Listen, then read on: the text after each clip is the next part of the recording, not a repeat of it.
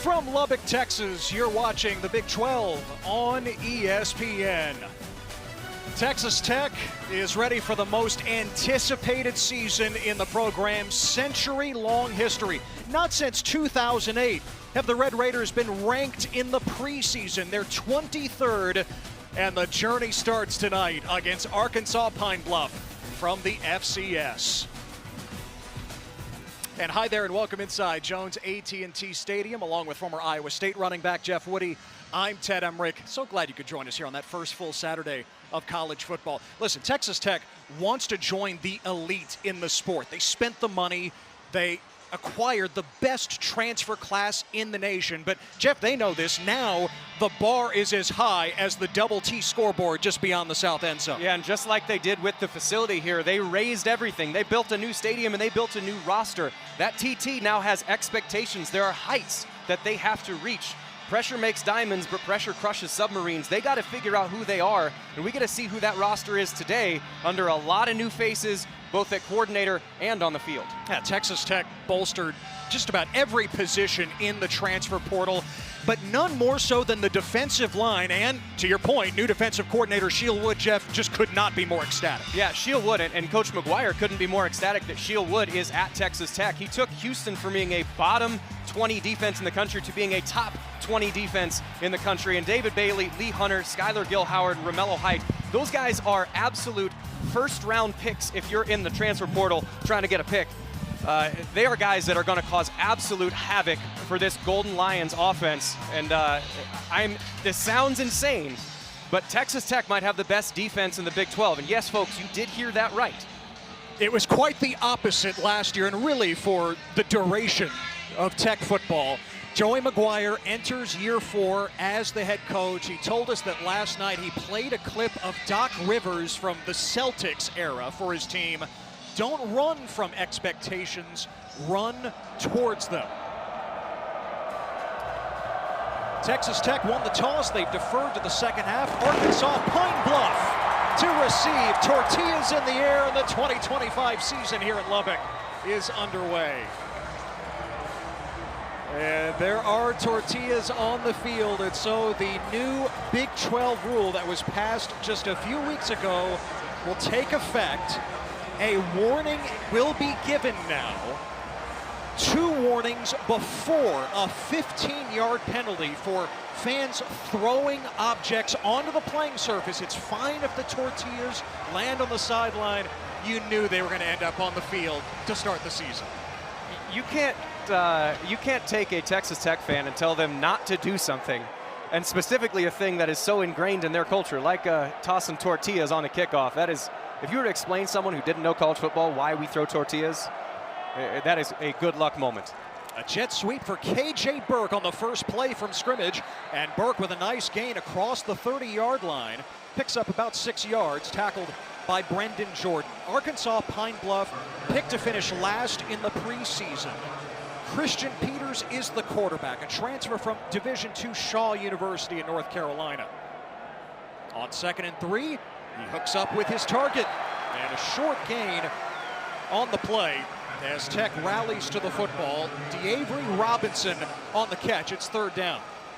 I beg your pardon, they move the chains. It's 1st down at the 35. And I like what they're doing right now, which is get the ball out fast. And you know that this defensive line is going to be really good, so they had a perimeter run and a quick out route to the sideline to not try and do what's happening right now, which is getting swallowed up inside the line of scrimmage. And there is that defensive line that you touched on right to start. Zamarian Weber ran right into Skylar Gill-Howard, the Northern Illinois transfer. Now, Peters put up solid numbers last year at the Division II level. This is his first time playing a Division I opponent, much less an opponent the caliber of Texas Tech. Yeah, and the Pine Bluff coaches just raved about his arm talent and his ability to execute the offense, and they really wanted to see what he's got. And so far, I mean, it's only been 3 plays, but they've done a pretty good job of moving the ball and moving the ball side to side. Peters, incomplete and almost intercepted. Jordan had a beat on it. Burke could not come up with it. against Bryce Pollock, the Mississippi State transfer, Texas Tech's new #1 corner. Well, now it's actually a really good route. Peters let that ball float a little bit. That thing needs to be driven down. Anytime you take a crossing route, that ball has to be low and inside. It can't be up and outside, because the worst thing that can happen is a tip and deflection, because you saw almost an interception already, and that ball was only maybe 3 to 4 feet off target. That's how tight windows are against a good defense. The Golden Lions need 9 on 3rd down. And this is a moment where you're going to watch the edge rushers just go get the quarterback. David Bailey bearing down. It is a sack, and it's Skylar Gil Howard. Bailey applied pressure from the edge. Gil Howard cleaned it up inside. 4th down. Now, like I was saying, you get into a 3rd and long situation, that's exactly where they're going to be. You see David Bailey on the right side of your screen. The thing that jumps out when you watch his film is how good his get-off and his hands are. What I mean by that is, when the ball is snapped, the offense knows the snap count, he doesn't, but yet he still gets off the ball faster than the tackle, and his hands, he's going to try and swat whatever blocker's hands away from him. He is so good with a get-off and his hands, and really, the other thing you got is you got good defensive tackles, so you know you can rush aggressively because there's going to be pressure in the middle, and that is a duck. This is off the side of the foot of Zach Weeder, the redshirt sophomore. And Texas Tech ends up with glorious field position for their first possession of 2025. Well, Tech went to the portal for just about every position but quarterback, because they had Baron Morton, the 5th-year senior from Eastland, Texas, just outside of Abilene. Tech is convinced he is the guy to lead this team to its first ever Big 12 championship. Well, and he's healthy for the first time, really, in his Tech career. I mean, last year he was coming off a shoulder surgery, and this year he's coming off another shoulder surgery. He had roughly the same injury that Quinn Ewers did, which kept him out for several games last year, but he played through it. Coach McGuire, when he was saying there's metrics they have, they can measure the miles per hour. He was throwing as hard after the recovery as his fastest throw last year. Morton slings it, and that's caught by Caleb Douglas. Tech's top returning receiver had a breakout year a year ago. Behind Josh Kelly, Tavon Hardwick had the coverage. It's a 1st down. And you'll see this up-tempo. Mac Leftwich likes to keep the pressure on. He's very influenced by the Tennessee offense that they had at Texas State. Now it's Cameron Dickey slicing inside the 15. So Taj time is over. Taj Brooks now with the Cincinnati Bengals, and Dickey gets the first opportunity. Quentin Joyner, the USC transfer, would have been the lead guy if he hadn't torn his ACL a couple of weeks ago in a scrimmage. And Dickey with a shorter gain this time as Deron Moore brings him down. And you're going to see a lot of Cameron Dickey, and then the other running back, Jacoby Williams, they're going to be the 2 guys that pick up the lion's share because, again, you mentioned Joyner tore his ACL, and Taj Brooks, who did so much for this offense last year, they're both gone. So now you have 2 redshirt freshmen that are going to be the bell cows. It'll be interesting to see how they handle the mesh with their offensive line. So far, it's looked pretty good. Morton fires for the touchdown. Reggie Virgil. Immediate impact for the transfer from Miami of Ohio.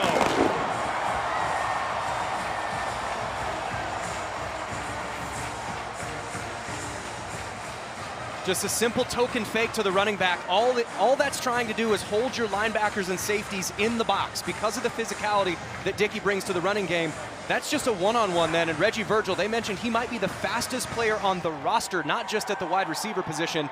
Gets a nice route, and then Baron Morton just drilling a fastball in there. Welcome to Texas Tech, Reggie Virgil. I think the Red Raider fans are happy to have you here. Stone Harrington drills the extra point. And 7-0 Texas Tech, just like that. The 50th career touchdown pass for Baron Morton, and the first for Reggie Virgil in a Tech uniform.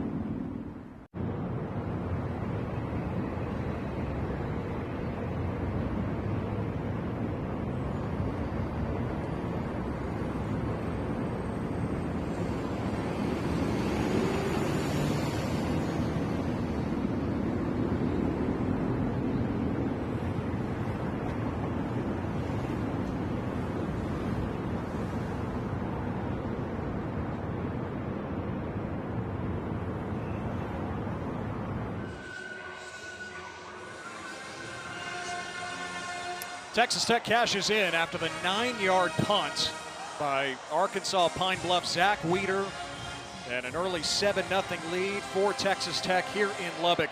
Alonzo Hampton starting year 3 as the Golden Lions head coach. He's leading the program where he started his college coaching career as a volunteer. He said it this week, Jeff. Yeah, Texas Tech has reportedly a $25 million roster. We've got a $30 roster. Let's go. Well, yeah, and he said one of the things, of the phrases he's used that I really like, which is, if someone tells you you can't do something, it's not about proving them wrong, it's about proving yourself right. Believe in yourself. And they're facing an uphill fight. I mean, let's face it, this Texas Tech team is very, very good, and as far as resources go, they've got more. So what do you do when you're told that you can't do it? Do you prove yourself right, or do you give in to what the negatives say? The fans were a little more restrained with the tortilla toss on this kickoff. It's a couple tortillas. I mean, it's more street tacos than burritos. You know, Arkansas Pine Bluff picked up a first down on that first drive. Tony Hull, the offensive coordinator, former assistant at Kansas, experience in the Big 12.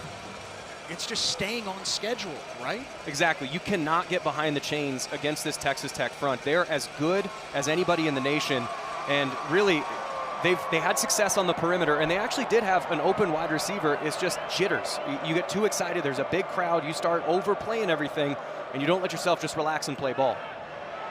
Peters in some trouble, and he goes down right near the line of scrimmage. Jaden Cofield, a sophomore from Austin, who had the sack to preserve the win in overtime against ACU last year, came up with the tackle. Yeah, and this is really just a hockey line change. They went from their starters to basically most of their backups, and their backups are still as good as there is in the nation. I mean, the depth that they have at this defensive front seven, really, and we haven't even talked about Jacob Rodriguez as the preseason Big 12 Player of the Year at linebacker, number 10 back there.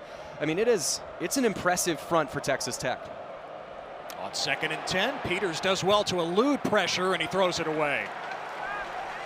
Once again, that Tech defensive line bearing down. This time it's A.J. Holmes and Amarion Duda-Banks. Yeah, and it looks like Romello Height was there involved in that one as well. And it's just the speed and athleticism. This is, like we said, you cannot be behind the chains against this front.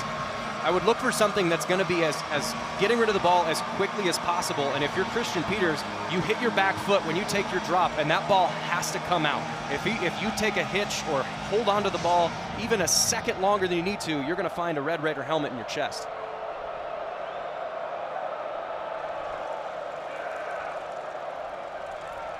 Peters passes tall. It is caught by Jordan Jackson. But Jackson pushed out well short of the line to gain, and it's 4th down. And that's a really nice play. Just the problem is it's 3rd and 10. It's not 3rd and 3. You only have so much time to get rid of the ball. If you go back to that first drive, success they had was a jet sweep and then an immediate, just kind of a 5-yard quick out. The Arkansas Pine Bluff line is undersized by about 30 pounds per man versus the Texas Tech defensive front. You're not going to be able to hold up that long, so that quick game, it's just got to be more on schedule. You can't try and run a 3rd and 10 play. Even if you get the ball out, you're not going to have time to get it down. Weeder's first punt went 9 yards. Roy Alexander, the Incarnate Word transfer, awaits it for Texas Tech. And this is blocked! Picked up by Tech. Now a big special teams play for the Red Raiders. Michael Harrison Pilot got a hand on it for Tech. Man, this is sort of a worst-case scenario. This is a rugby-style punt, and on a rugby-style punt, you're trying to get outside of any of that block. The other thing you can do is you don't have a set rhythm that ball has to get out. If there's someone that's coming across your face, you can pull that back, make a move to just get rid of the ball. But Zach Weeder is actually a shortstop on the Arkansas Pine Bluff baseball team. He's not I think he just got cleared by the NCAA like last week. So he hasn't had a lot of experience in actually getting rid of it. We'll now throw him in front of Jones AT&T Stadium, and that's a lot of pressure.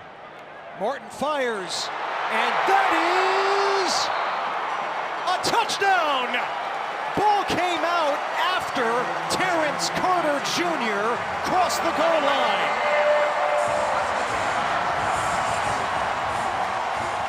Back-to-back short fields and back-to-back touchdown passes by Morton.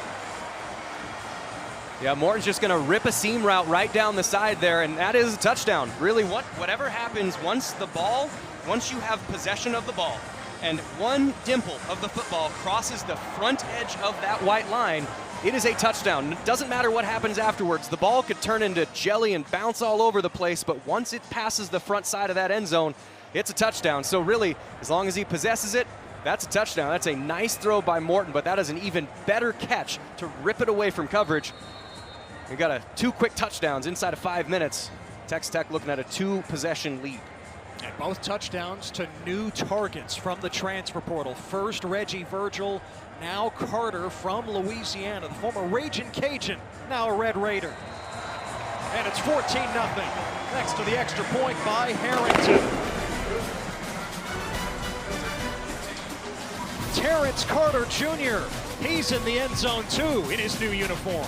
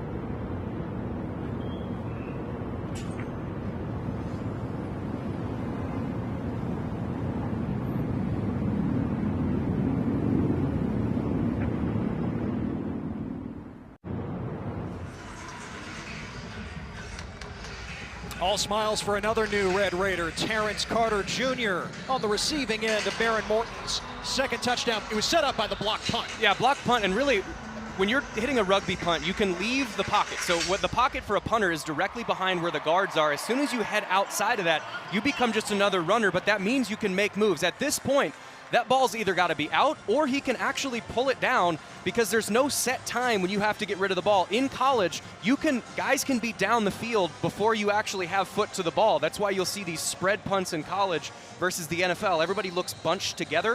In the NFL, the ball has to be off the foot before they can leave. That's just an inexperienced punter. And people laugh at special teams and they say, oh, you just play punter.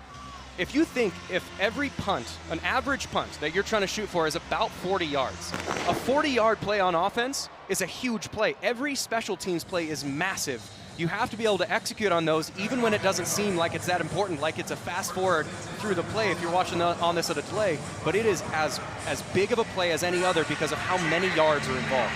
And it turns out to be Texas Tech's 10th blocked kick. So yeah, place kick or punt in the last 3+ years. That's the most of any team in the Big 12. It's an emphasis for Joey McGuire, special teams coordinator Kenny Perry, and the entire program. Right. Kenny Perry's one of the best special teams coordinators in the entire country. He's one of those guys that's very respected across the college football world. If I'm Pine Bluff here, I want to get the ball as lateral as I can, as fast as I can. I mean that as out to my wide receivers or trying to run sideline to sideline with the speed that I have at running back because I can't compete with the size in the middle.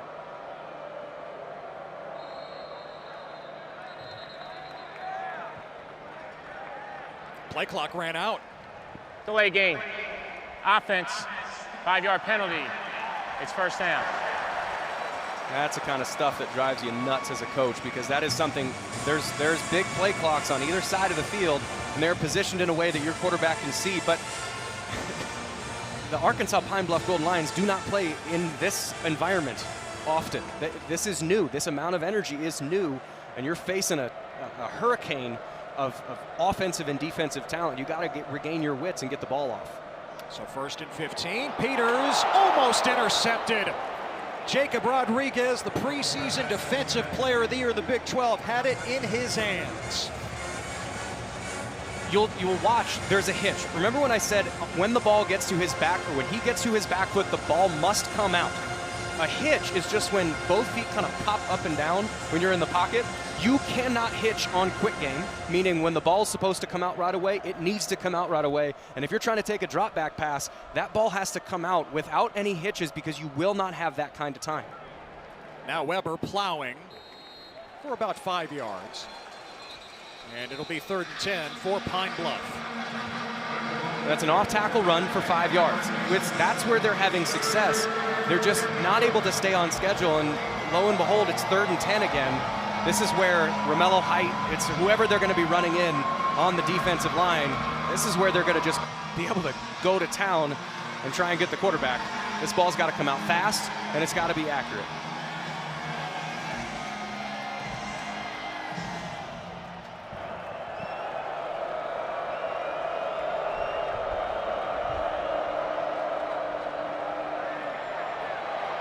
Peters lets it fly. And Burke comes up with it for the 1st down. Boy, coaches do believe that KJ Burke is primed for a breakout. Last year was ruined by injury. Yeah, and Giovanni Walker was a stud. He's now over at Oklahoma. But one of the nice things that Peters did there is know where your escape routes are. If you've got ends that rush high, then that means you can release underneath. Texas Tech has to have better rush lane integrity, but does a nice job by Peters of finding the availability, getting himself out. And then KJ Burke, you mentioned, he was on par with Giovanni Walker, who's a 1,200-yard receiver and All-American, again now at Oklahoma. They thought he was going to have that type of season, so plenty of talent at that wide receiver position there for number 1. Weber picked up a yard on 1st down. 2nd and 9 for Arkansas Pine Bluff. Tony Hall, their offensive coordinator, said, usually we want to go up tempo. Against Tech, we're going to slow it down a little bit, even after big plays. Trying to set up the pop pass, but the whistle's blown.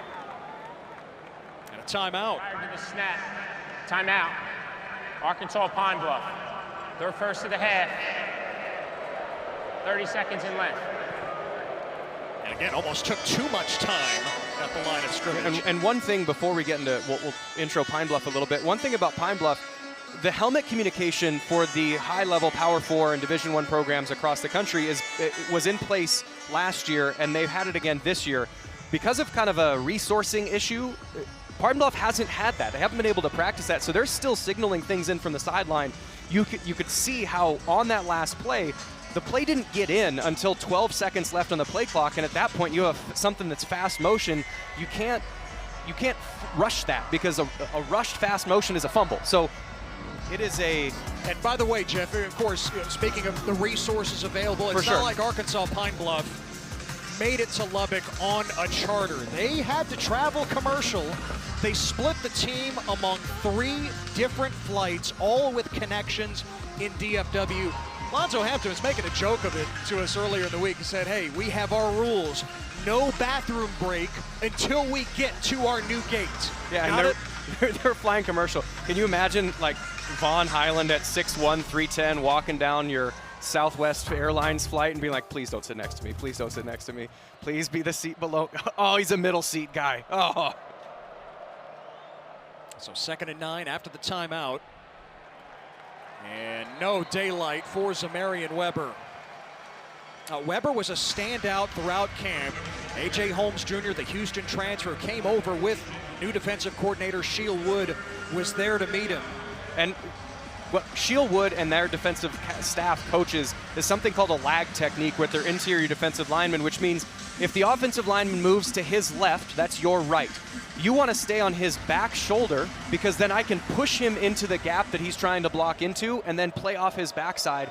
A.J. Holmes did a really nice job of playing that lag technique to close an area off and then make the tackle afterwards. Third and 8, Tech brings the blitz. Peters is hit, and it's incomplete. Romello Height from Peters' blind side, applying the pressure. My goodness. We talk about David Bailey's get off. Romello Height, and then, I mean, in a 10-yard sprint, I don't know who's going to win. Watch the left side of your screen. It's a dip and rip. He's faster than the offensive lineman. The offensive line knows the snap count. He knows when he's supposed to move, and Romello Height still beats him to a spot. That's the thing that the Texas Tech staff, loved about Romello Height. Issues the first 2 punts for Zach Weeder. This one much better. And Alexander watches it bounce just beyond the sideline. Around the 25. Timeout. Texas Tech ranked in the preseason for the first time in 17 years. Already up 2 scores.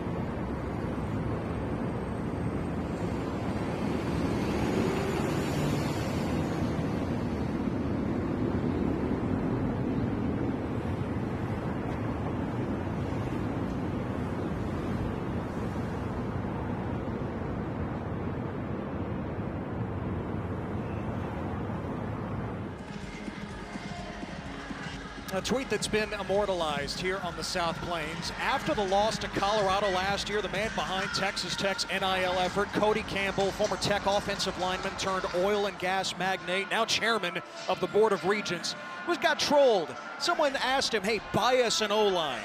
Cody Campbell said, I will. Did more than that. Yes, he added Howard Sampson, the premier left tackle in the transfer portal from North Carolina. But in all, 22 players, leading to the best transfer class in the country. Tech with its worst starting field position of the night. And they open this drive with a penalty. Snap. All start. Offense, number 79. 5-yard penalty. It's first down. And it turns out it's on Howard Sampson, who was honorable mention all ACC a year ago with the Tar Heels. The original plan, Jeff, was to spend about $5 million on 10 players. Cody Campbell said, hey, let's get a top 5 class. Let's fortify this team. The early returns were so good in December, other players were interested, and it turned into so much more. Yeah, and they spent most of their resources on big fellas. Here is Jacoby Williams, who is a returner at running back, and Williams takes it to the 30-yard line, gain of about 7. And that was a thing that they struggled with last year. Offensive and defensive line play was the thing that they ran into issues with when they had to run the ball and Taj Brooks couldn't make it happen. It was hard to come by.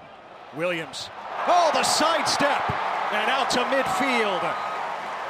Jacoby Williams is dangerous in space, the sophomore from Beckville, Texas. When they cut off of the right tackle, which the offensive coaching staff loves, Jacob Ponton, is just another cutback and just Williams being faster than everybody. John Carlos Miller wide open. He reels it in along the sideline. Another first down. Yeah, previous play, this is the big run. You're just going to watch, you see Jacob Ponton, then you also see John Carlos Miller getting a pancake block on the right side of that offensive line. That's the physicality that Texas Tech lacked last year. Taj Brooks was great, but he could take a negative 3-yard play and turn it into a touchdown. Now Williams on the edge. And Williams still going inside the 10. Couple of flags thrown, make it 3. Nail Johnson finally forced him out. But let's sort out the markers. To me, this is probably going to be a couple different holding calls on the front side of the play.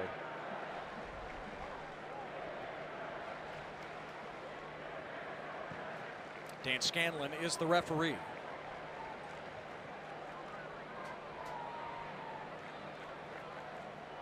If you're into lip reading, it just looked like the back judge just said defense. So we'll see.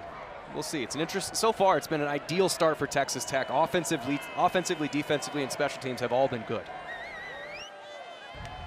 There are multiple fouls on the play by both teams. Holding, offense number 9. Holding, offense number 1. Personal foul, face mask, defense number 38. All those fouls offset. Replay first down. Well, Jeff, you nailed all of that, even with your lip reading skills. All right. It's just like riding a bike, man. Just have to be 70 yards away from somebody trying to read their lips. So right back where they were at the 33 of Pine Bluff. Cameron Dickey checks in at running back. He started the game. Williams started this drive. Screen for Coy Aiken. And Aiken, the number 3 receiver a year ago, has moved inside from the perimeter to the slot. The coaches really like how he's going to fit there. Yeah, he started out as a Z receiver, a wide receiver. Right now, you can see where number 5 is. But he moved inside, and the reason why they moved him in there, partially because of Reggie Virgil. He's the number 1. He's a wide receiver. Caught the first touchdown pass, was so good. But Coy Aiken's also really good. How do we get both of these guys in the field? And they decided to move Coy Aiken into the slot because he had the savvy to understand all the coverages and all the bodies that are moving around close to the ball that a slot receiver has to deal with. 3rd and 5. Morton, complete. It's Virgil, a first down, and Texas Tech is in the red zone. Man, that's a really nice just concept that offensive coordinator Mac Leftwich called. There's 2 receivers to that side. Then the number 2 receiver, when you count from outside to in, just cleared the space out, and then Virgil made a nice in cut. Morton drilled it right on him, and nice play. And this pass just a little high for Virgil. 2nd team All-MAC a year ago with Miami of Ohio. How about this? Out of high school in Apopka, Florida, his choice was either Miami of Ohio or Eastern Kentucky. This past offseason, it was Texas Tech over Oklahoma, Florida, and Florida State. Sometimes high school recruiting misses, eh?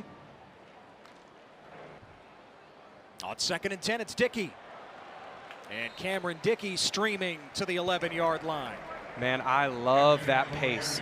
One of the things that I always like to coach or talk to with young running backs about or just point out is, would you rather hit a linebacker or would you rather your 330-pound guard hit a linebacker? Well, wait for him to get there. I mean, running behind your offensive lineman sounds simple, but when you get the ball, you have this energy to go, I got to go do something. I love Dickey's pace of letting the line get in front and let the blocks happen. On 3rd and 2, Morton misses Aiken. And it's 4th down for Texas Tech. Yeah, this back was to that run. Yeah, you just watch the pace. He's waiting. Actually, it was a tight end. It was Terrence Carter coming and getting a lead block on him. Just let the big guys be big guys, and then you don't have to hit them. You get to take all the credit and let them do all the dirty work. But hey, that's what linemen and tight ends sign up for. So Stone Harrington handled the first 2 extra points, but it is a competition for the place kicking job, kind of like it was early last year before Gino Garcia won out. Upton Belenfant, the transfer from Buffalo, is on from 28. And Belenfant connects. A 17-0 lead for Texas Tech.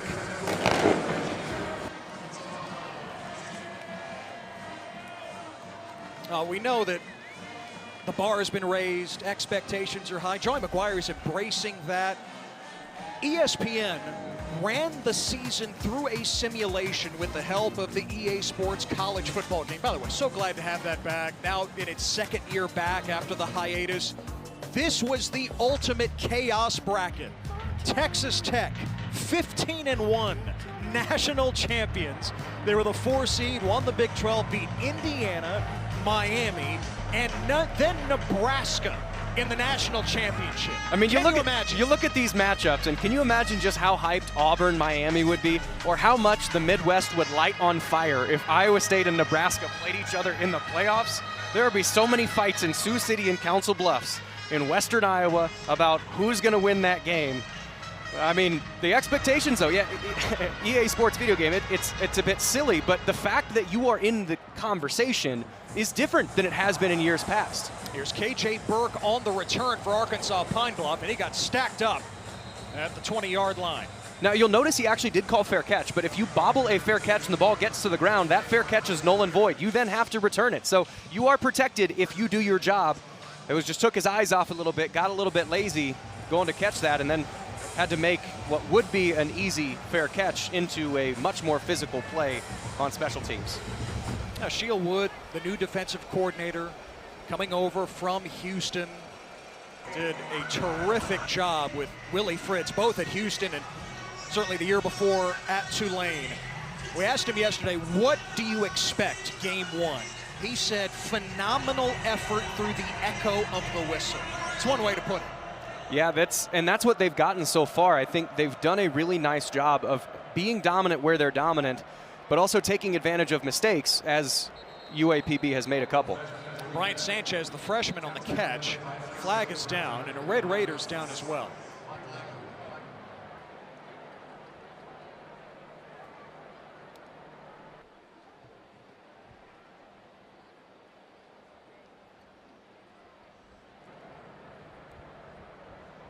Can't quite see the number of that Red Raider that's on the field. We'll get that to you as soon as we can. It's Michael Dingle from the secondary.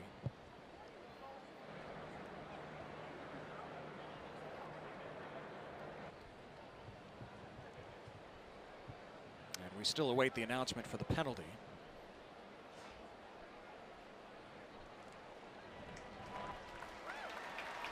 Yeah, good to see that he's up and being helped to the sideline. It's one of the difficult things is when there's, as a defensive player and as a blocker, you don't know where that ball is actually going to end up, and a lot of times you can get rolled up on or rolled into, and that's where just a lot of the uncomfortable injuries happen from, whether that's anything serious or hopefully just something minor. Holding. Defense, number 2. 10-yard penalty from the previous spot. Automatic first down. Now holdings on Lee Hunter. Back to the injury for Dingle here. He went to go plant and put force into a blocker, and that leg gave way. Hopefully that is better than it looked. Back to come off of the injury and back to that penalty. Lee Hunter, you get a defensive tackle that's called for holding. What that is I'm trying to, as a defensive lineman, protect my linebackers so the lineman can't up there. So I grab a hold a little bit, make sure that my guys stay clean, and that time he got called for it. Incomplete intended for Josh Richards. Pollock glued to him. And it's second down. Now, Big Lee Hunter, they call him Fridge. That nickname's already taken, right? Well, William Perry was only 6'2", Hunter's 6'4". He's got an extra shelf in that fridge. Here's a pick. Amir Boyd, the UTEP transfer, with the takeaway for Texas Tech.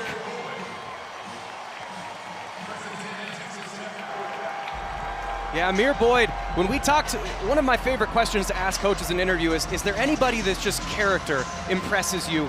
And Amir Boyd is the guy that he pointed out. He could not stop talking about this cornerback that he brought in. And you can see it. He was actually playing a zone. He wasn't really even following the man, saw the eyes of Peters watching that route and just jumped it. He ran it the route for the receiver. And when your secondary is able to do that, it's really hard to throw the ball because you can't get rid of it quickly because the secondary is going to jump it, and you can't take forever to throw the ball because your defensive line is going to get there. That's the defense that Shield Wood wants to put offenses in stress with.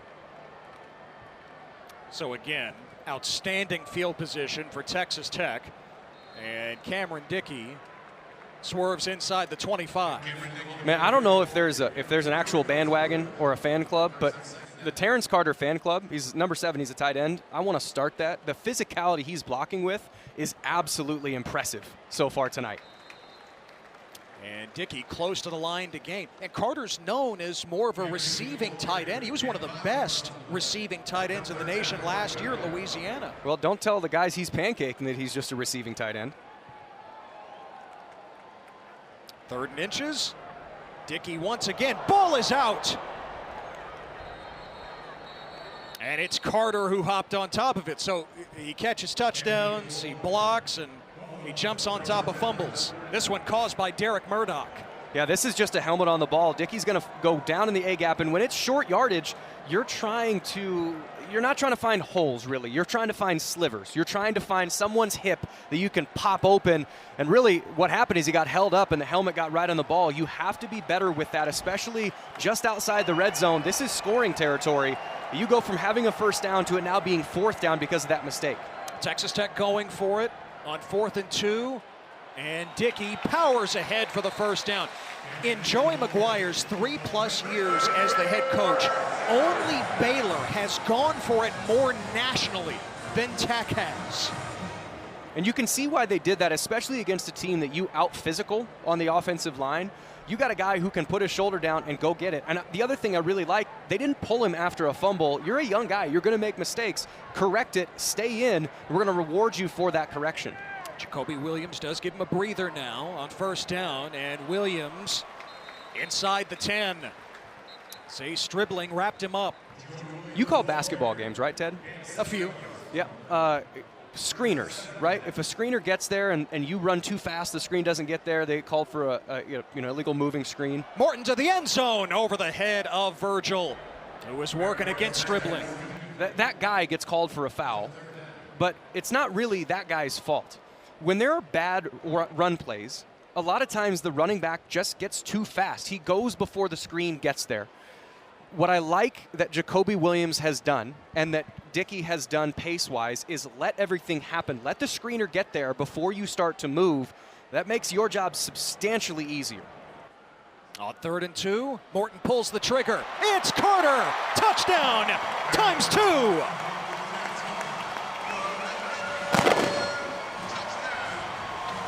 I think the fan club bandwagon for Terrence Carter is going to get a little more crowded after these first 2 touchdowns. It's a really nice route, and Baron Morton, one of the things that I love when you watch him is just a bunch of different throwing angles. His feet are looking to the left, his arm is going to the right. He's got his hips set up to throw to the hash, but he decides to throw it right down the middle. He's got a baseball background. He can whip that thing in, and man, Terrence Carter is having himself a game physically and by catching a couple touchdowns. And now he's going to take the snap here. Flag is down as Texas Tech goes for 2. Carter's tackled by Kyle Knox. Formation might not have been legal. I think you're riding too much adrenaline making that go for 2 call. Oh, and I'll give you a potential. Illegal formation. Kicking team. That penalty is declined. The try is unsuccessful. Now, there is a potential other reason why you do that in week 1 against Arkansas Pine Bluff when you're up 23-0, which is the fact that a lot of our coaches called this a swinging gate. And the swinging gate means that you're moving into the field goal formation, and you can do a bunch of weird stuff when you're moving into that field goal formation, where you start with the kicker as a quarterback, and there's a tight end as a quarterback, and there's a running back, and then you kick the field goal anyway. But if you never do anything out of it, then people kind of just forget about it. But if you actually run something, even unsuccessful, it makes special teams coaches that you play in the future go, well, when they put a tight end back there, you might actually have to snap it, and it just wastes practice time on something silly like that. So is it dumb? Maybe, to run it at this point in the game, but I don't think it's all that bad to get it on film in week 1 in a non-important moment so that you can force your teams down the road to actually pay attention to it. Jeff, back to the touchdown. Yeah, it's a really nice job by Jacoby Williams with a blitz pickup. You don't have to be super effective in got to knock down, but all you have to do is fill a gap and let the quarterback get rid of the ball. And so far, Baron Morton, he's only missed on a couple, and some of those have just been miscommunications, like the third down play on the last drive to Coy Aiken. When he's known where the receiver's going, that shoulder looks really good, and that was one of the big questions that Texas Tech had coming into this year. Is Baron Morton's shoulder going to be able to handle the stress of a season with it being what he feels is healthy for the first time in his Texas Tech career?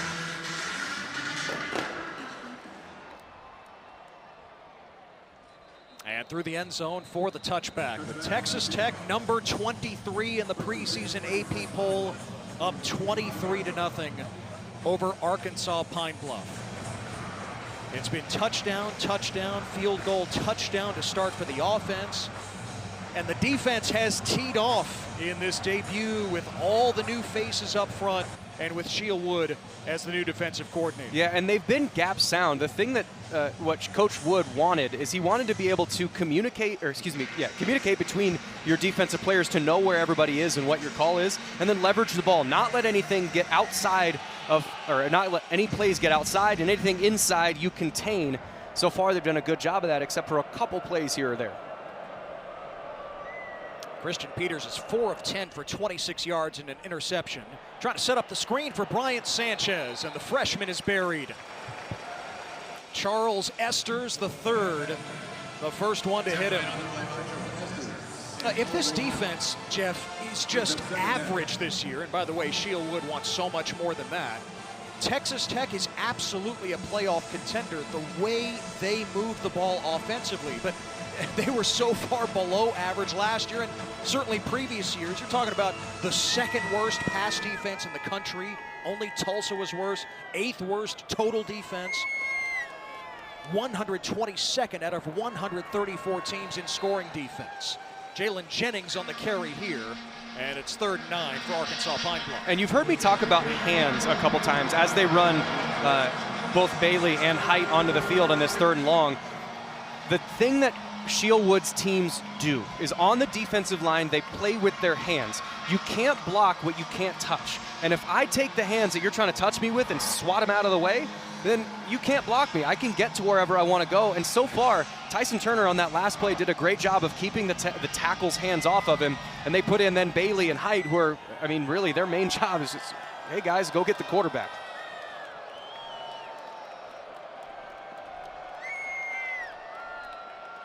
Peters taking off, and he's hit from behind by A.J. Holmes Jr. 4th down. Yeah, you're actually going to watch. So this is going to be to his left, and one of the reasons why he decides to cut back is there's just good team defense. They they bring secondary bodies down to show him color. And if I don't have to make the tackle, but when I was talking about containment by the defense, that's what that is. You saw number 1 for Texas Tech show his jersey to where Peters was trying to run, so Peters had to change direction, and then football's a team sport. One of my teammates will make the tackle. That's good, sound, fundamental defense, especially with a long down and distance situation, athletic quarterback. Delay game, kicking team, 5-yard penalty, 4th down. Now the second delay of game on Arkansas Pine Bluff here in the first quarter. It was an adventure for Zach Weeder, his first 2 punts. The first one went off the side of his foot for 9 yards, and the second one was blocked.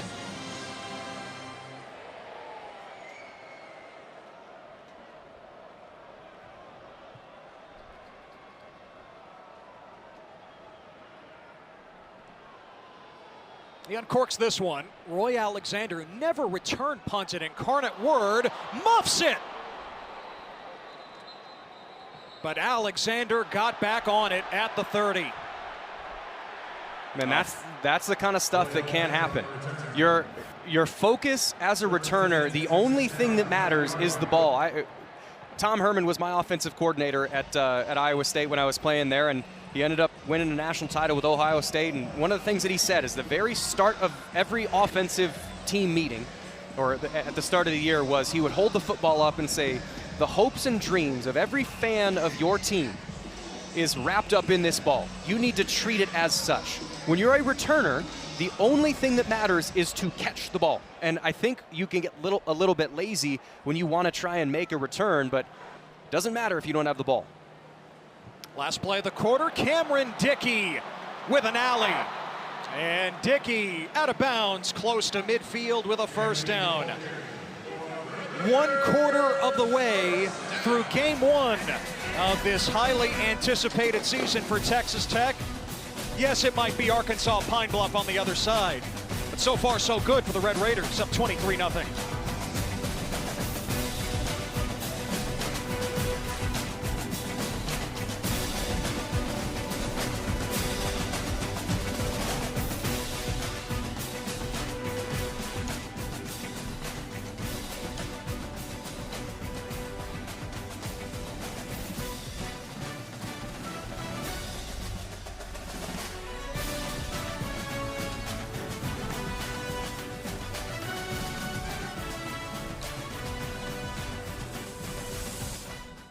Texas Tech's Davis College of Agricultural Sciences and Natural Resources.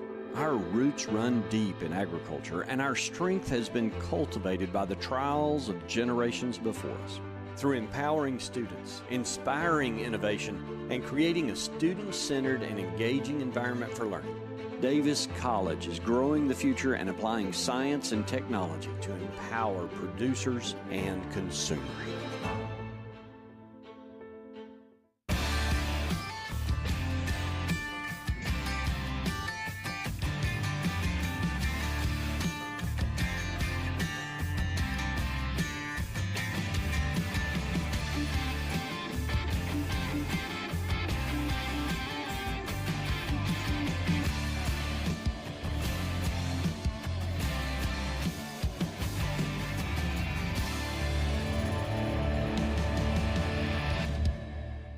Reliant is the home of free electricity weekends, so your home can be the home of dive-in movies.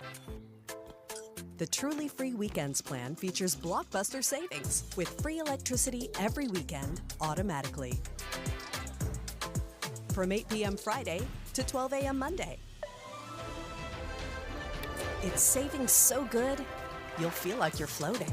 The Truly Free Weekends electricity plan from Reliant, proud partner of Texas Tech Athletics. The Caroline lifestyle is anything but boring.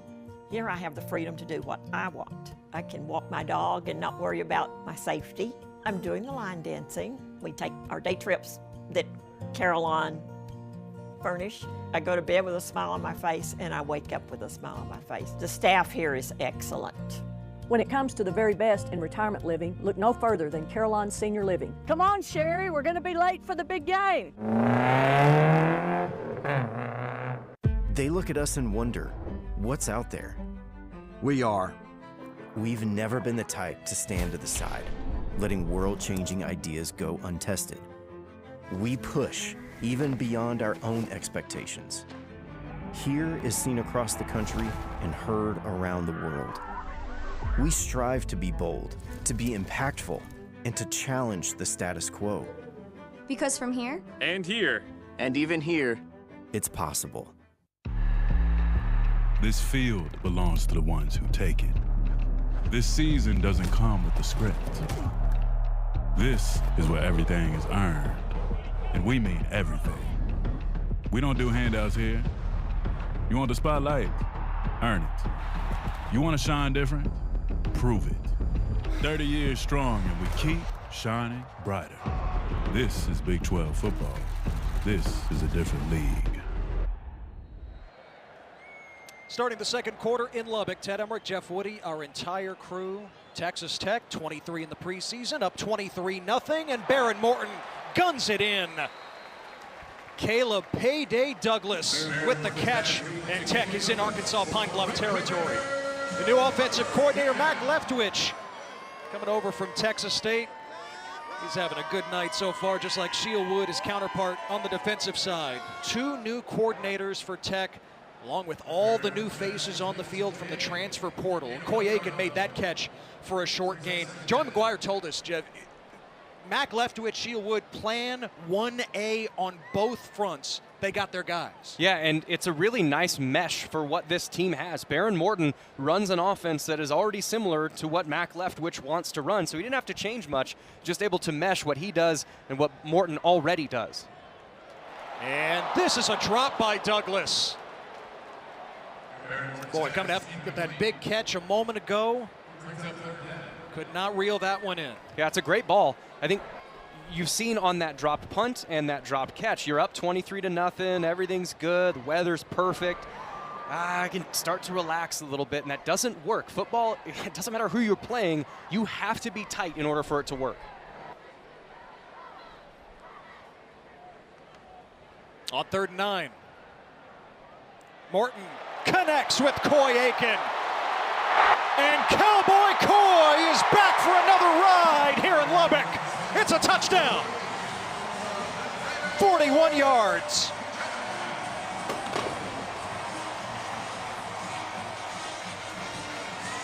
Yeah, if anybody was wondering why they wanted to move him into the slot, this is why. He's playing in the middle of the field. You'll see him come into your screen from the left side. Baron Morton comes all the way back. There's a linebacker short left. There's a linebacker short right. There's a safety deep. You have to have that perfectly timed with perfect spacing.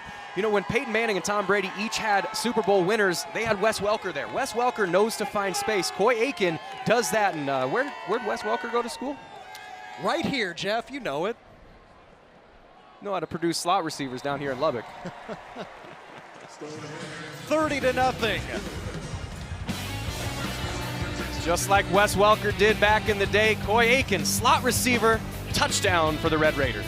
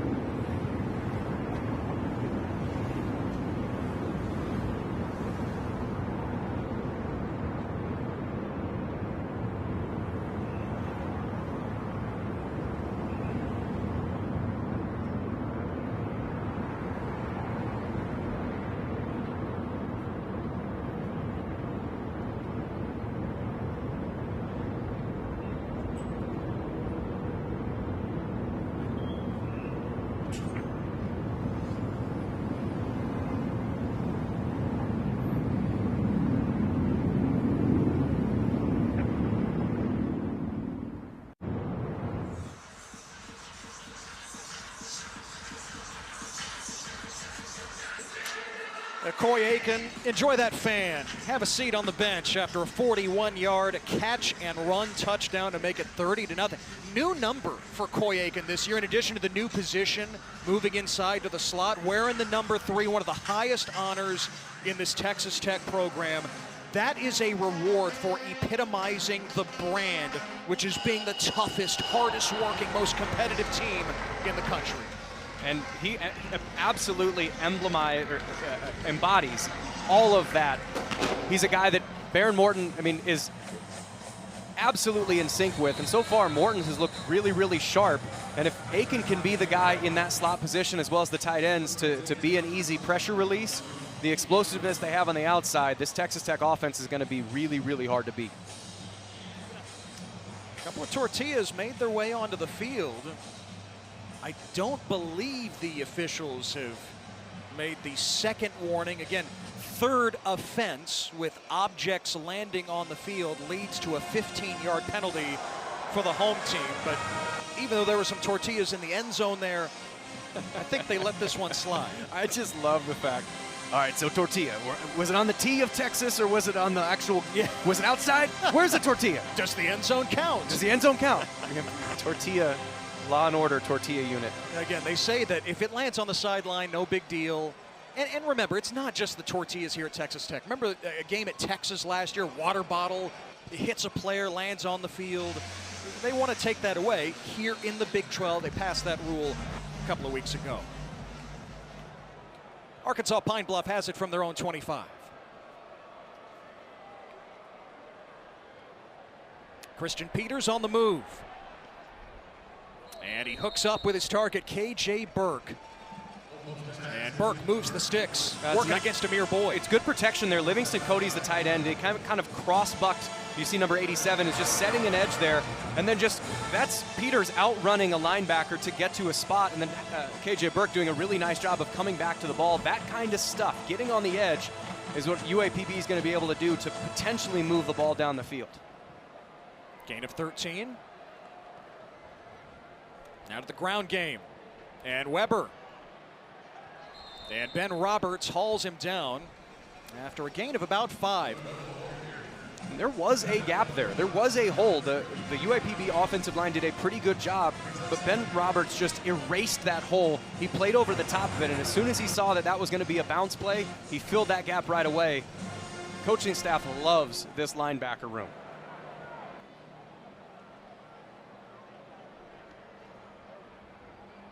Back to Weber. And he's swallowed up by A.J. McCarty. Playing that star position, a hybrid linebacker and safety, returning starter. Yeah, that's a loss of 4. Yeah, normally that star position is going to come from the field. So anytime he then sees run, which I believe that was a called pressure.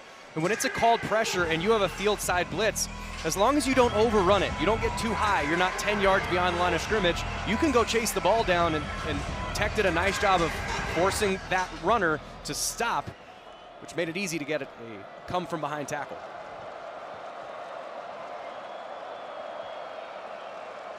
On 3rd and 11, Peters the roll, and he throws it away. Again, pressure. It's David Bailey, the former Stanford Cardinal, who is the highest ranked transfer on a team full of them for Texas Tech. ESPN had Bailey as the number 9 player in the portal, and he's here in Lubbock now. Yeah, when I watched him on film, the thing that he kind of jumps off with is, like I said, get off and hands and toughness, and he's kind of like an unrefined Will Anderson Jr. He was the number 2 overall draft pick to the Houston Texans, played at Alabama. It's that physicality that he brings, an intensity to every single snap. If he can develop like that, he is absolutely an NFL prospect.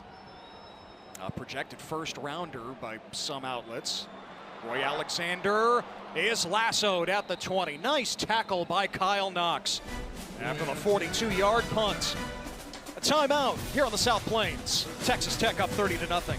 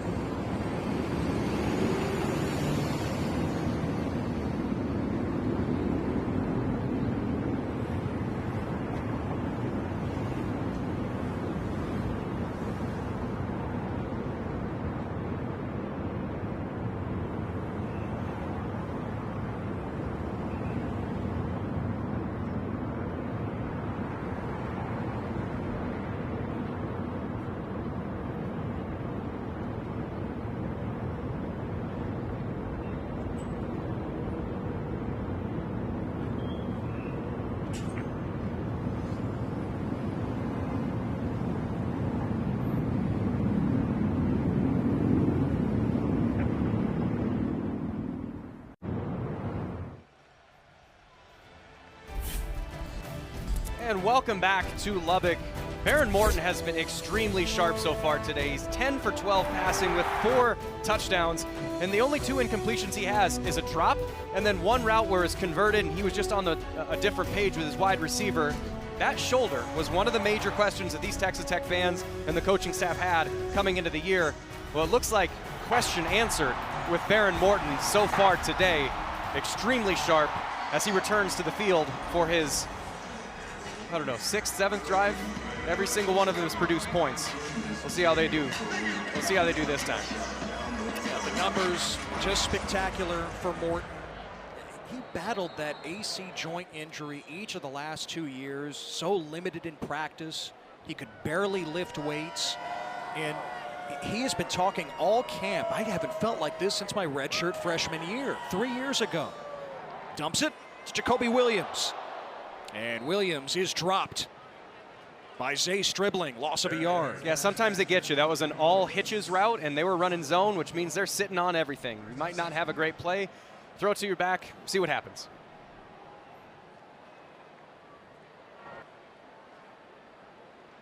The biggest thing that Joey McGuire has noticed is just the zip on Morton's passes. We've seen that tonight.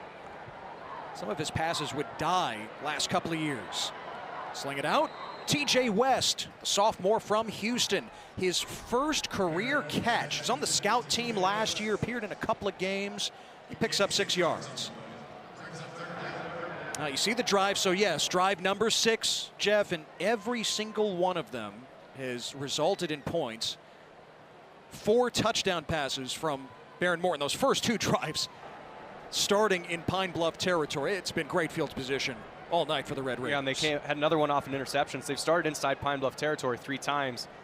This is the longest drive that they'll have yards-wise. On 3rd and 5, Morton zips it in, and that is caught for the first down. It's TJ West again.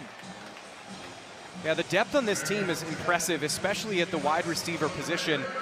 I mean, when your backups are Alexander, TJ West, and Micah Hudson, you're doing pretty good for yourself.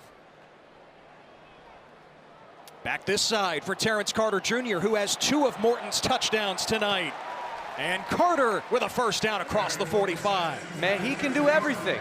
He's a good blocker. He's physical after the catch. But really, again, just watch Baron Morton. His feet are pointed exactly where he wants to throw. He's able to get his hip into it. And with confidence in that shoulder, he can deliver the ball with accuracy and speed. And once again, this time to Reggie Virgil, who had the first touchdown tonight. He's got it inside the Pine Bluff 40.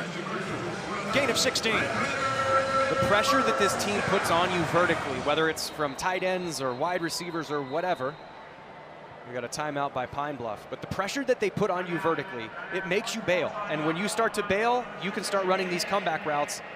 And it's pretty easy to pick up 5, 10, 15 yards when you're not really have anybody near you because of how much you have dropped them off.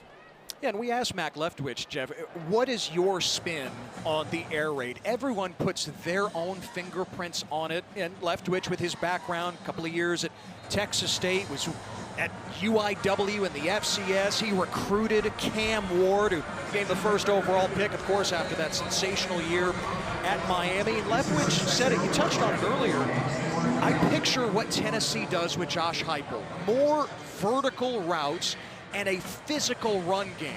And we're seeing that already here tonight. Yeah, it's horizontal spacing and it's vertical spacing. You got 52.5 wide and you got 100 yards deep. Use all of it. And that's what Josh Heupel at Tennessee did. And really it comes from the kind of the Briles era offense at Baylor is the same thing that they would do. And how much offensive success did they have? When you got a quarterback that can deliver the ball around, that's where you can be successful. And here's the physical running game with Cameron Dickey, close to the 30-yard line. The team calls him a teenage mutant ninja turtle based on how he is built at 5'10", 215. And all lats. Morton pulls it. And Virgil has the catch. Down to the 10. That is a terrific ball. When you're having an in-breaking route, that ball needs to be on your chest or your face so you can continue running because there's somebody there that you have to avoid. That ball had enough zip on it for him to catch and run, and it was right on his chest. That is an awesome ball by Baron Morton. Morton has hit his last 7 passes. Look out! Baron Morton goes down. Tavon Hardwick on the blitz. And a flag is down as Hardwick hit him low there. Yeah, Morton's limping around here. He's a tough guy. I hope that's not serious, but that is a low hit on the quarterback. I believe that is a roughing the passer. Man, Morton never saw him. I think that was a misunderstanding on who's supposed to be protecting him. But you can feel the hush of the crowd as you watch number 2 limp around.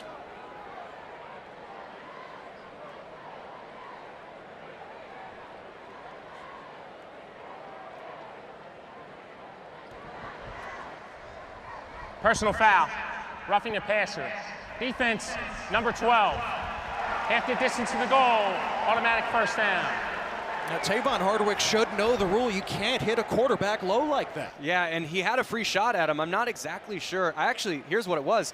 He was blocked by Cam Dickey. I don't think he was intending to do that. He was on his way to hit him in the waist, and Dickey got just enough of him to kind of knock him off balance. It was more an unlucky play, and really that shouldn't have been a penalty if he was blocked into him, but he still had enough force. Again, the Texas Tech crowd's a little hushed after that. Jacoby Williams, the hurdle for a touchdown. He went airborne over a Marion Mingo.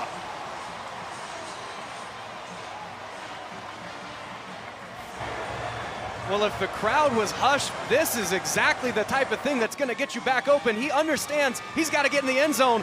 That guy's going at his knees. Well, I'm going to go right over top of him. The explosiveness of Jacoby Williams on display there with a one cut to make somebody miss, jumping over somebody else, get the Red Raiders in the end zone. Man, that is an impressive run by an impressive athlete, Jacoby Williams. And Belenfant adds the extra point. Reggie Virgil catching the pass over the middle, giving his team the chance to do something special. And if we're talking something special, Jacoby Williams jumping over a player on his way to the end zone. The Red Raiders up 37-0.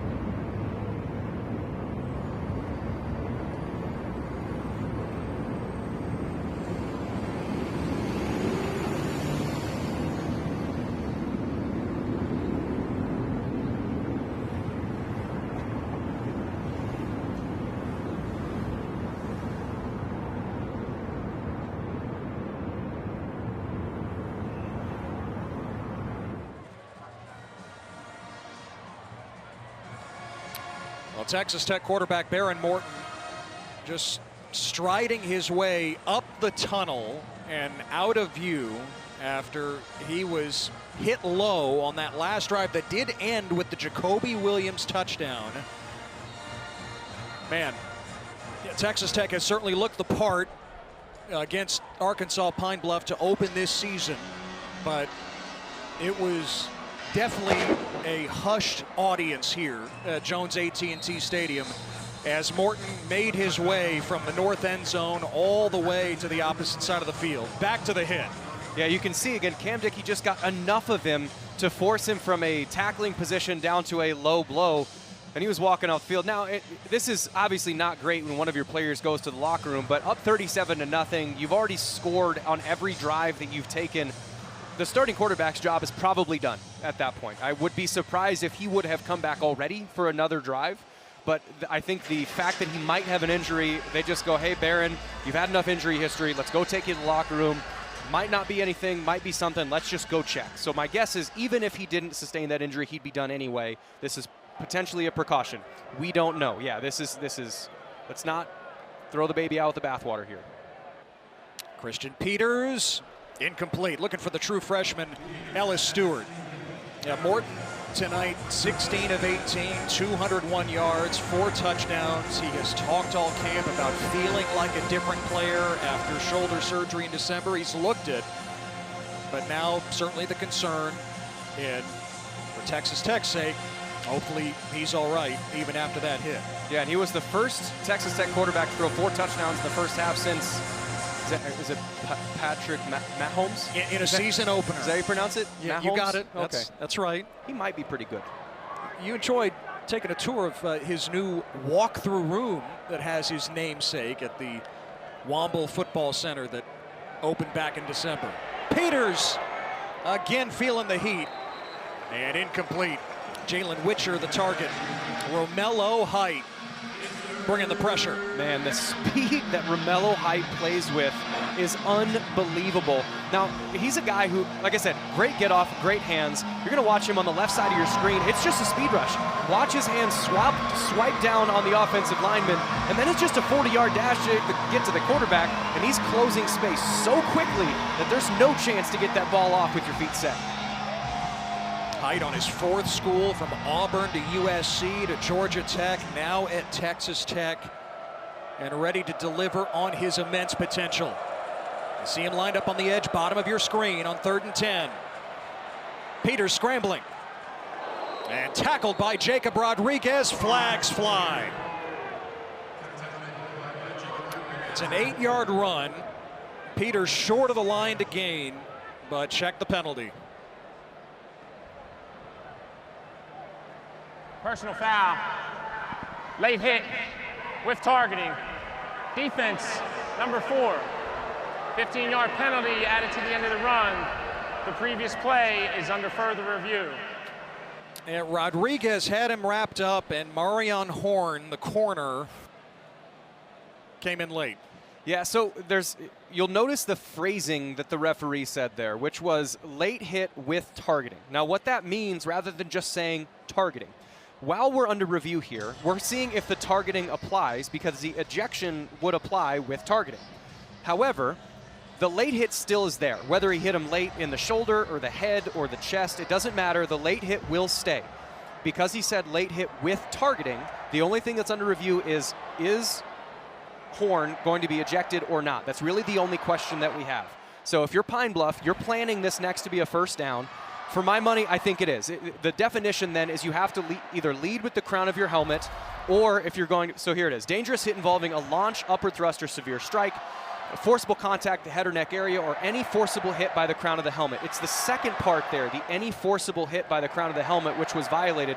When we show a replay, you're going to see just the stripe of the top of his helmet leading towards the offensive player. That is the crown. It's literally where you'd put a crown if you were a king or a queen.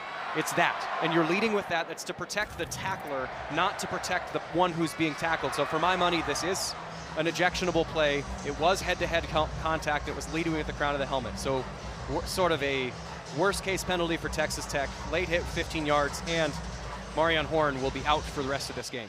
And Jeff, even if it's not the crown of the helmet, it's that forcible contact to the head or neck area, and Peters is a defenseless player at that moment. Right, when he's in the grasp on his way down, and this is, it's really hard. It looks like we have the call. The ruling on the field of targeting is upheld. Number 4 is disqualified for the remainder of the game. And you hear some of the new nomenclature this year in college football. We're not messing around with, is the call confirmed? Does it stand? No. Is it upheld? It was upheld. That's what it was called on the field. And Marion Horn's night is done. Yeah, you can see, again, just watch. He's coming from the right side of your screen. His face mask is looking at the ground. So that's the second portion. The first portion is it was to Peter's head or neck area, to fenceless receiver. That's kind of a check, check, check. That is 100% a targeting. So Bryce Pollock returns. Horn started the drive at corner. Peters pass too high for Jalen Witcher. Transfer from Delaware. Former FCS All-American, is a true freshman at Presbyterian. And there is one amendment to the ejection rule they've had. They don't have the humiliation now of going back to the locker room. They just take your helmet. You're not allowed to play the rest of the game, but you can still be on the sideline with your teammate, which I think is an improvement on the rule, rather than sending someone in timeout back to their room. You ever have to do that with your daughter? I was going to say, did that ever happen to you? She's too young. The daughter's not yet 2, so she's timeout in her room is more of a good thing. She just goes to sleep and play. No, my child's a perfect angel, Jeff. Aren't they all? Every child is a perfect angel. Also, Nell, if you're watching, go to bed. At this point, it's 8 o'clock. Go to bed.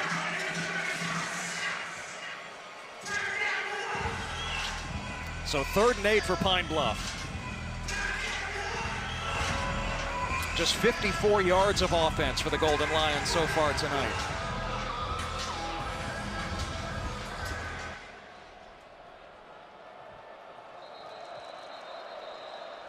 And play clock running down again. Got to burn a timeout.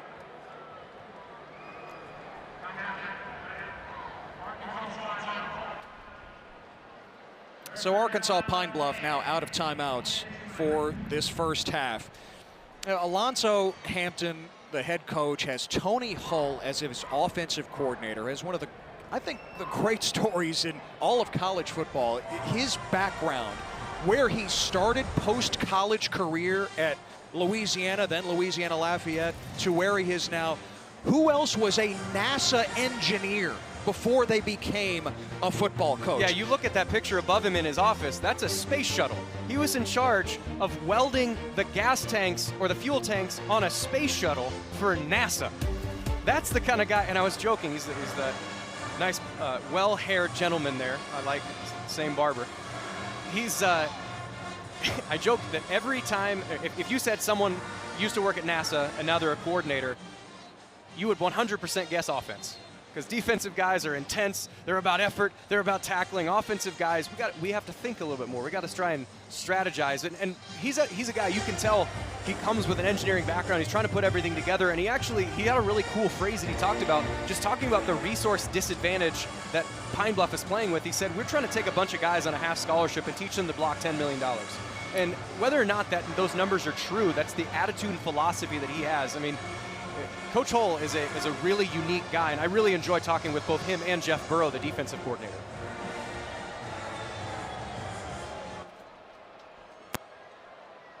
Out of the timeout, trying to get everything organized. It's 3rd and 8.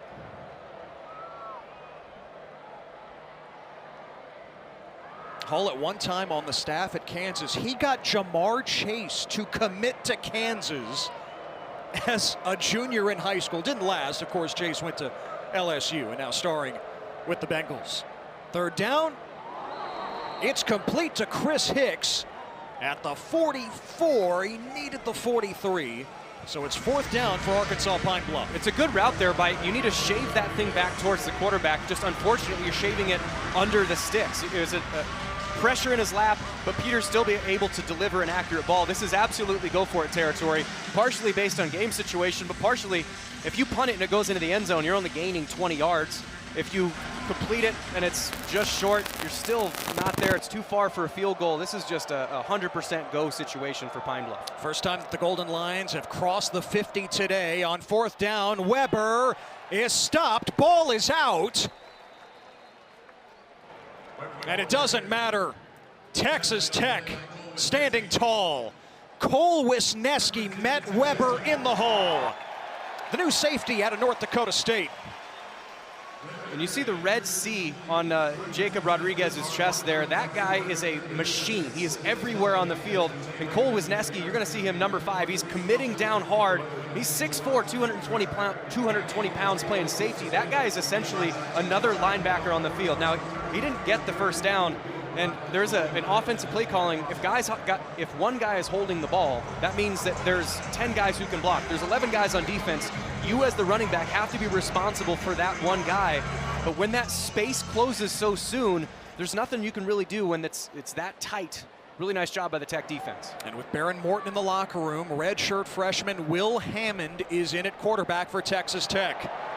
And Jacoby Williams slices ahead to the Pine Bluff 43, a first down.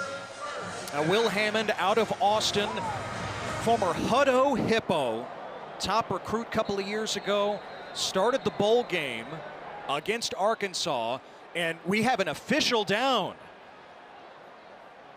Oh man. This is no player faking an injury. We've got the new rule in college football this year to address that, but an official is down. You're going to watch him. He's the umpire here. He gets leg whipped. Oh, man. Man, being an umpire is a hard gig. Now, and I believe usually what crews will have is there's one emergency official who will essentially substitute in. If something like this happens, he will substitute in for this spot. If for whatever reason that is unable to happen or another injury occurs, then they can just modify the positions so you're just watching slightly less. But I do believe there is an emergency official or a backup official to take the place if he's unable to continue going. Now this is the umpire, Brian Hay. Nail Johnson was making the tackle and Brian Hay went down. We'll step aside.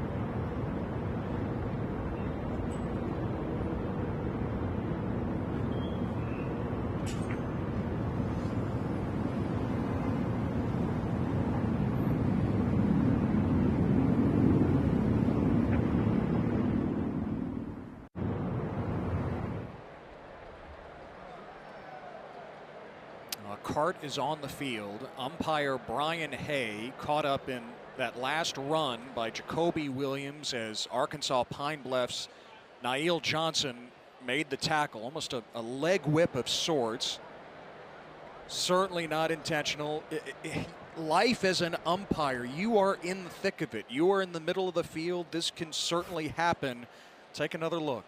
Yeah, you'll see it's Nail's leg gets whipped around, and that's hitting on the front side of the knee, and that's the same kind of stuff that an offensive lineman or a defensive lineman, when they get rolled up into, it's the same kind of injury. And he doesn't have shoulder pads, he doesn't have thigh pads, he doesn't have knee pads. He's standing out there in basically a t-shirt and slacks amongst all these big, fast athletes. That is a job that it is not for the faint of heart to be an umpire.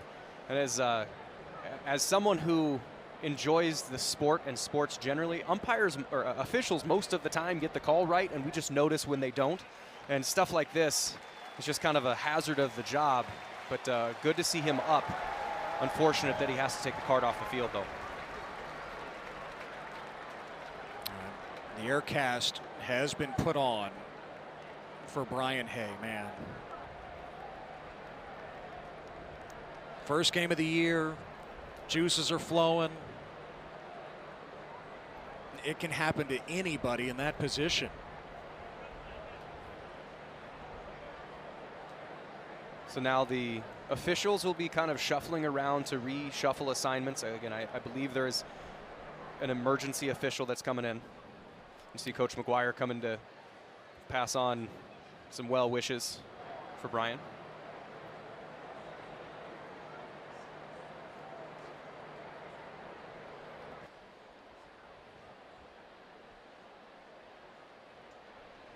Man, how about that? Even a smirk, just the faint smile on the face of Brian Hay after what just happened.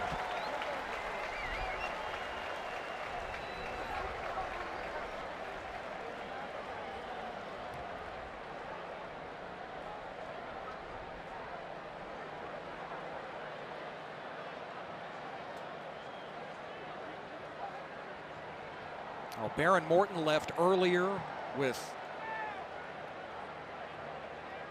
after that low hit.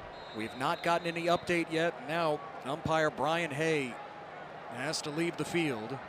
Will Hammond at quarterback for Texas Tech. And a first down throw to John Carlos Miller across the 40-yard line.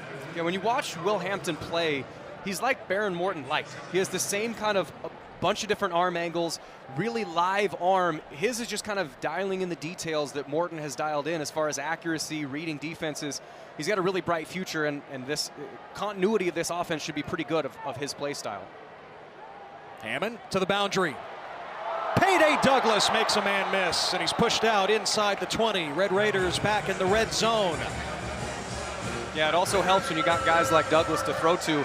You're going to watch him. He's going to scan middle to the right side, understands where the drop-off is, running a comeback route.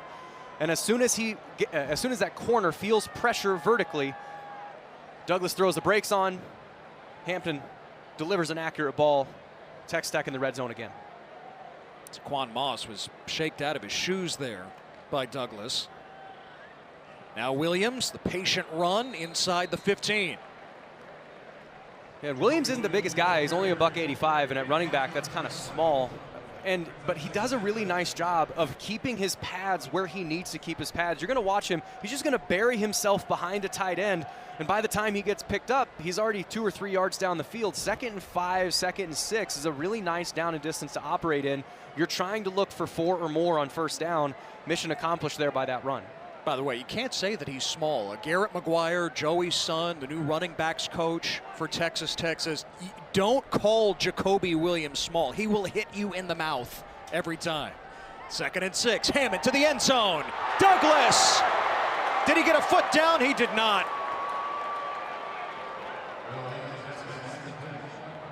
He was working on Zaquan Moss. That's an excellent play, or an excellent throw by Hammond. It's just a bit outside, but anytime you're throwing into that, what's called the high back 5, it's just the backside of the end zone, that ball needs to be only where my guy can get it. And if my guy can make a great play, awesome. If not, it's incomplete. We live to play another down. No, it's not a touchdown, but that's a really nice play by Hampton to give his guy a chance, even if it's a little wide of a throw. 3rd down. Hammond. Incomplete. Oh, Micah Hudson trying to sky for his first career touchdown. Hudson back with the Red Raiders after the dalliance with Texas A&M in the offseason. Yeah, and I mentioned high back 5. You're trying to put that one up. He just put too much sauce on it. I think the excitement of getting in on opening day had a little bit to do with that one. Just put a little too much Tabasco sauce on that one. High back 5 is not impossibly high back 5. Stone Harrington from 31.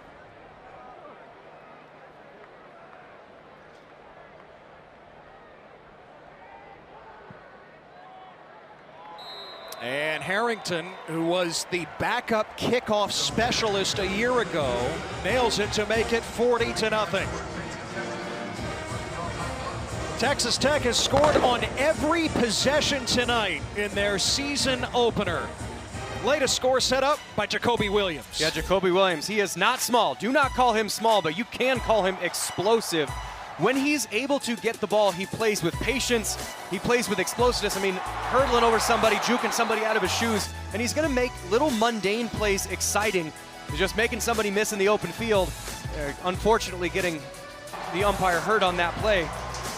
You got that dance move, Ted? I got something in the arsenal for you. That's an impressive. I never, if I was in the end zone, I was just too off rhythm to be able to pull off that level of swag. Like, I normally would hand it back to the official and go high five somebody. How boring. But how classy. But how classy. Classy. Yeah, it's a Barry Sanders school. It's a Barry Sanders school. Hand the ball to the official. Just didn't dance much. Wish I could.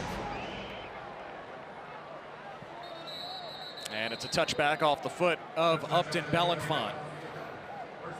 Now the Tech running game is cranked up. Again, Taj Brooks now with the Cincinnati Bengals. Quentin Joyner, the USC transfer, suffered a torn ACL in the scrimmage 2 weeks ago. So it's Dickey and Williams, both of them over 50 yards. Williams has the touchdown. They've combined for 114 tonight on the ground. Yeah, and they've looked really good. The only thing that I would say, and I mean this as a question mark, as a true question mark, not saying it's bad, as in it might be good, it might not be.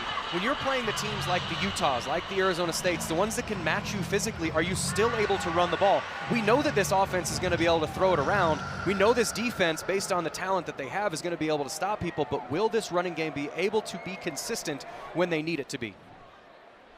Peters swings it to Zamarian Weber, and Weber is knocked down by Ben Roberts right at the line of scrimmage. Former freshman All-American in his third year as the starter. Baron Morton is out of the locker room for what it's worth. Like you said earlier, Jeff, probably wouldn't expect him to return to the game at this point, but good to see him back on the sideline if you're Texas Tech. Yeah, and like I said, he's had such an injury history. You get up 37-0 or 34-0, whatever it was. Baron, you got 4 touchdowns. You've thrown 2 incompletions. We got it. Take your take your pads off. You're good. It's for him. It's sort of like a preseason game. So it looked uncomfortable. We'll get an update when we can, but it's good to see him back on the field. Jalen Jennings right into the teeth of the defense for a yard. So 3rd and 9 for Arkansas Pine Bluff. Under 4 to play here in the first half. Yeah, compare Tech's running game to Pine Bluff's tonight. Tried 14 carries, 17 yards for the Golden Lions. Yeah, and that's a credit to the defensive front seven. I mean, I would put this front seven up against any front seven in the country, regardless of conference, with talent, experience, and understanding of football between the linebackers and the defensive linemen. It is very, very good. And it's just something you have not seen out here in the Hub City in quite some time, if not ever. Flag is down. Peters' pass is tipped, almost picked off.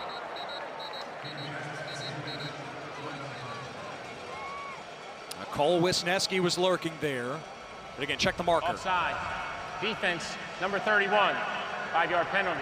3rd down. He's really good at getting a jump, but that time was just a bit too early for David Bailey there. But, I mean, now it's a big penalty if you're Arkansas Pine Bluff because you're not in must-throw territory anymore, which at least backs the dogs off a little bit for the Texas Tech pass rush, which might enable you to get the ball off, whether it's quick game, drop back, or we've seen a little bit of success on a Christian Peters scramble here or there.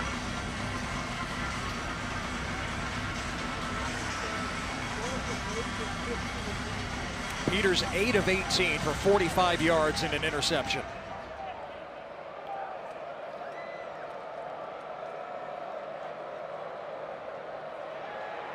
Time running out again, and Peters is sacked. Lee Hunter and Romello Height. It's a brand new defensive line here in Lubbock and a brand new era for a Tech defense. Well, and this is beautiful pass rushing by the Red Raider defense. A lot of times people will just think, oh, just go get the quarterback. Defensive ends and defensive tackles have to work together. The defensive tackles have to push the pocket forward so there's nowhere for the quarterback to go, and the defensive ends then get behind him and push him forward, and you just suffocate the thing down. They did a tremendous job of both Height and Bailey pushing him forward, and then Lee Hunter was right there to catch him. But, man, that is really good teamwork by the defensive line. Weeder to punt. Tristan Gentry back deep this time. It craters at the 45. Took a Red Raider bounce. So 2:15 to go. Texas Tech a chance to add more before they head to the locker room. Well, College Game Day is set for week 2. It is on to Norman. Michigan and Oklahoma, both in the top 25. Of course, next Saturday, 9 a.m. Eastern. ESPN, yes. The new ESPN app as well. The post-Lee Corso era. Man, what a special tribute that was earlier today, all morning long from Columbus today. Well, and people use the term legend. Lee Corso's a legend, a true legend, and he changed the way broadcasts work for college football. Here's a little dump off to Micah Hudson, who had just 8 catches as a true freshman. That'll take us to the 2-minute timeout. Texas Tech wants Micah Hudson to have more of a prominent role. He picks up 19 as we hit the 2-minute timeout here in Lubbock.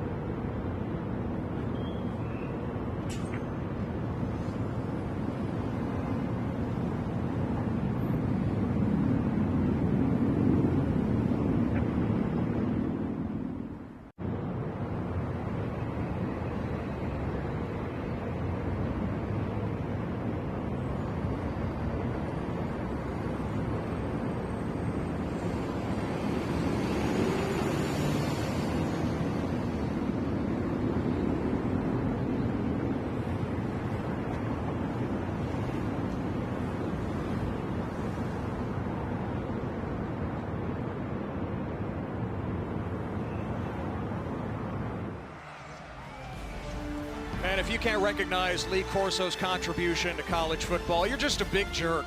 38 years, his final college game day earlier today in Columbus. As he said, he had to go with his first love. He put on Brutus for the first time and the last time, and he nailed the pick in all. Better than 66% with those headgear picks through the years. Man, what an awesome morning it was. Out of the 2-minute timeout, Ted Emmerich, Jeff Woody with you from Lubbock. A 40-0 Texas Tech lead, and Cameron Dickey carrying Pine Bluff to the edge of the red zone with a gain of 10.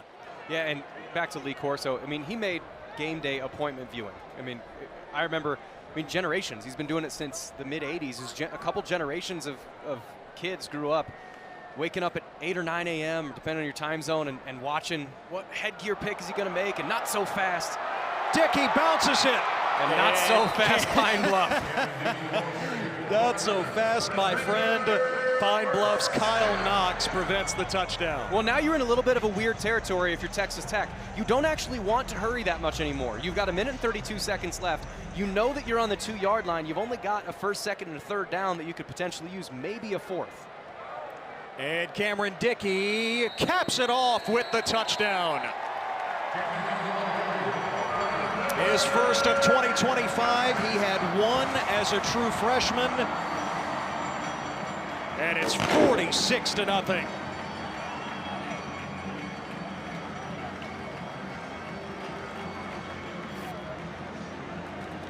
Yeah, this is a really nice run off the right side. There's 2 pullers, and he's just going to pop underneath one, break a couple tackles, get himself the open field, make a 1-cut, get himself down to the 2-yard line, just a shoestring tackle to keep him out of the end zone, but that was rectified on the very next play, was able to push himself in, and they are double checking to make sure that he actually got in the end zone. Ruling on the field of a touchdown is under further review.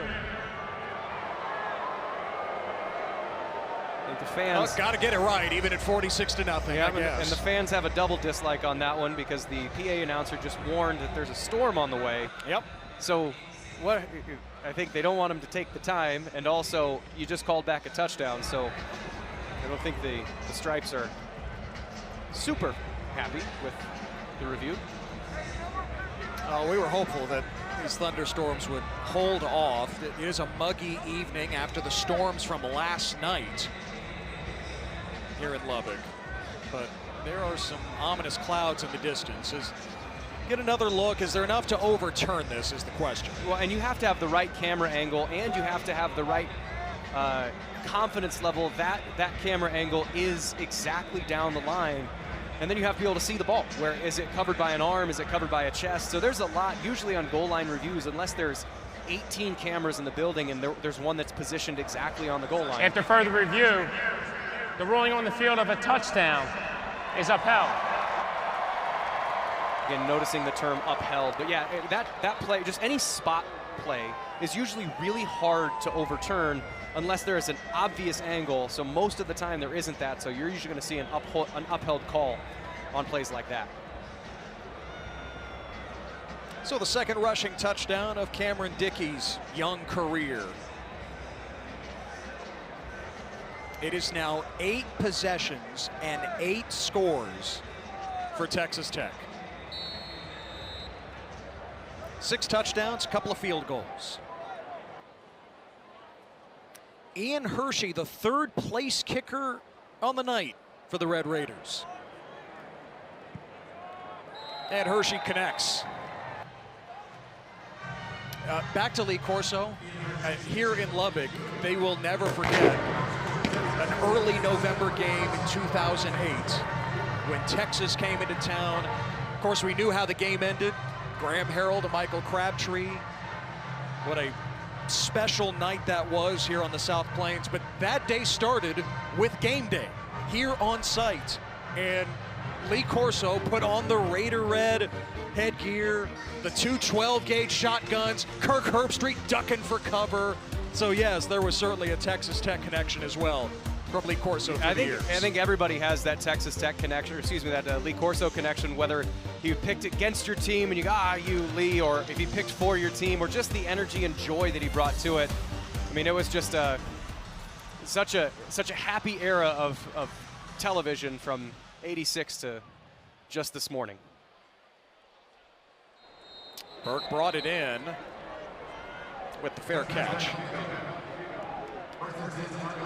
Yeah, Lee Corso could have pointed the guns downward, and with the Raider red headgear, it could have been like Yosemite Sam, and he's lifting himself off the ground with every shot. That would have been fun.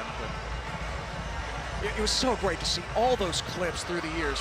Very early on, the infant stages of game day to today, and the relationship between Lee and Kirk Herbstreit over these last several years, really throughout. Man, something I think as viewers, as colleagues, we will all treasure. We'll see what Pine Bluff does here. They haven't had much success being able to get the ball out of the quarterback's hands. And this is sort of a must-throw situation unless they would just want to take it into halftime. Now they run it with Jalen Jennings, the transfer from East Mississippi Community College. Alonzo Hampton told us this week, no matter how it goes down against Texas Tech, we're going to find out so much about our team. Who won't back down in a moment like this? And here you are down 47-0. This is the litmus test. Yeah, this is the toughness test. I mean, when you're playing a team that is as talented as Texas Tech is, what are you going to do about it? Are you going to miss your assignments because you're scared, or are you going to play as hard as you possibly can and execute? Pop pass for Sanchez, blown up by John Curry. The Lubbock native from Coronado High School, about 4 miles to the south. Sheil Wood has big plans for him in this defense this year. And he was a guy that they just couldn't keep off the field. I mean, he's playing will linebacker, but who else plays will linebacker? Jacob Rodriguez. He's the kind of guy that force your coaches to play you. Be as good as you can executing and working your butt off, and they're going to reward you with a position like this. Pine Bluff doesn't even have to snap it here if they don't want. They just want to head to the locker room. And that is the decision. The sky-high expectations for Texas Tech, no matter who the opponent might be tonight. Texas Tech living up to its preseason billing. Baron Morton, 4 touchdown passes. Texas Tech up 47-0. Coming up, we'll take a trip around the Big 12.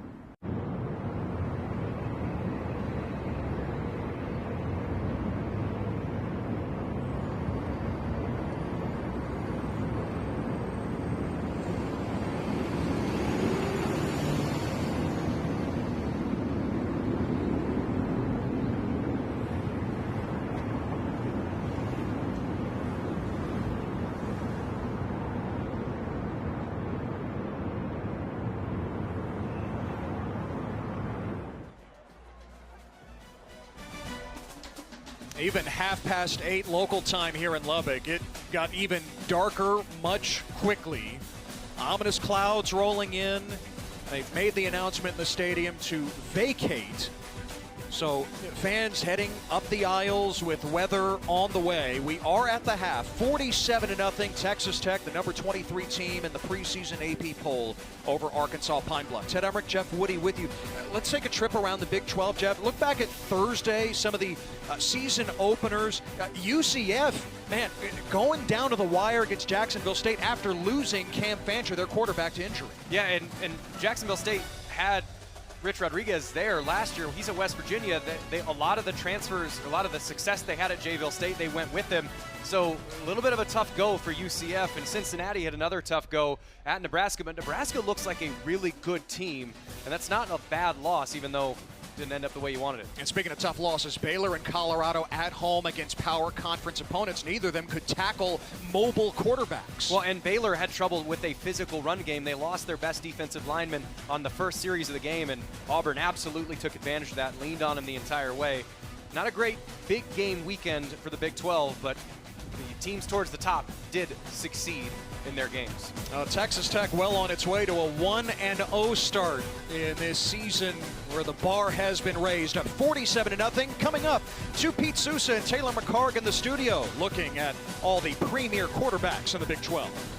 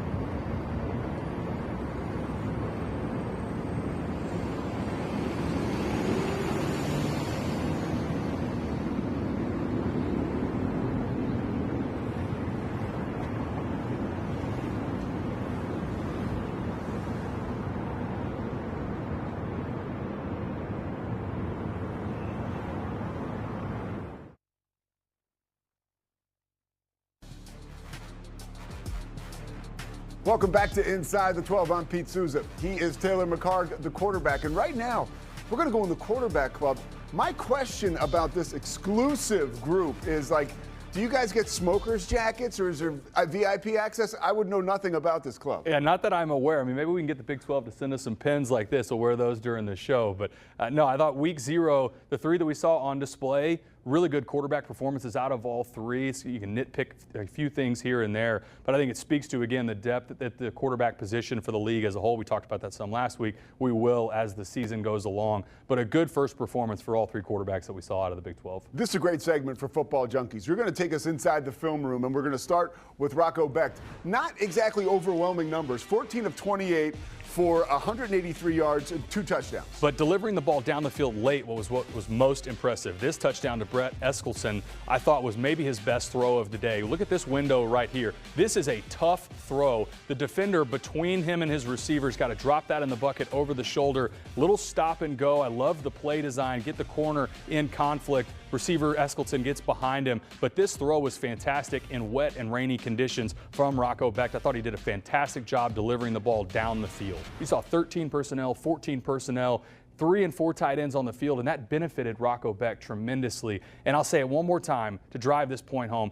The throws that he made late in the game down the field in contested windows, that to me, along with converting on 4th downs, that was the difference in the game for Iowa State. Let's go to Avery Johnson. It was almost like the opposite of Rocco Becht. His numbers actually looked pretty good, but in watching the game, he didn't knock me off my feet. What did you see? I thought he did a nice job taking what the defense gave him. In this clip that we're going to show you, this was a savvy throw from Avery Johnson. He had some downfield passes that went for touchdowns, but this was a great throw, leading his receiver, the tight end, away away from that defender. You see the corner crashing down on this over route. If he throws this ahead of his receiver, this is either an incompletion, a blown up player, or an interception. And if you watch how he throws this on the back shoulder, I thought was a fantastic job by Avery Johnson protecting his receiver. And I also thought, we talked a lot about last week, Iowa State playing that 3-high safety look. It's a 3-3-5. They keep everything in front of them. And Avery Johnson, I thought, did a really nice job of taking what the defense gave him. And I think the completion percentage that you saw, a lot of it was underneath throws. In the shot plays that were there, he converted on. Remember, there was a drop touchdown in the end zone as well that he threw on a great ball. The loss is not on Avery Johnson. I thought he played really well. Well, one of the things I felt like helped unlock him was Matt Wells. I thought there were some pretty nice play calls there that opened up that offense for Avery Johnson, their new offensive coordinator. There's no doubt. And I also, the only thing that I would be curious as the season goes along, do they have any more designed quarterback run game?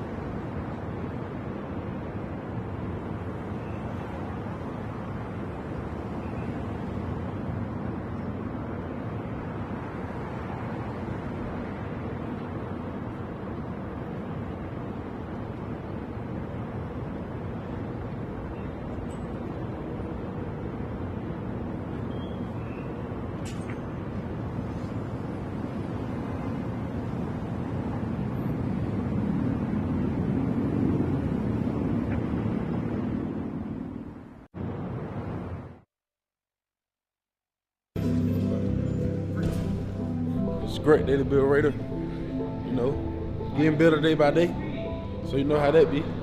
Now I wake up, come to the facility, we're gonna meet, we're gonna walk through, then we're gonna practice, we're gonna go home, go to sleep, and wake up and do it again. What made me feel like Texas Tech was the right fit for me was just coming here, getting in town, visiting the place, see the beautiful facility, all the coaches. It just really felt like home. It just made me commit.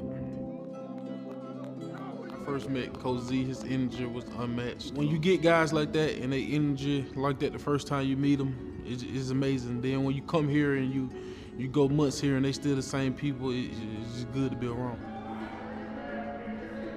Do my job, just keep everybody open together, find ways to make plays to help this defense and the team be successful. So that's my job, that's my goal.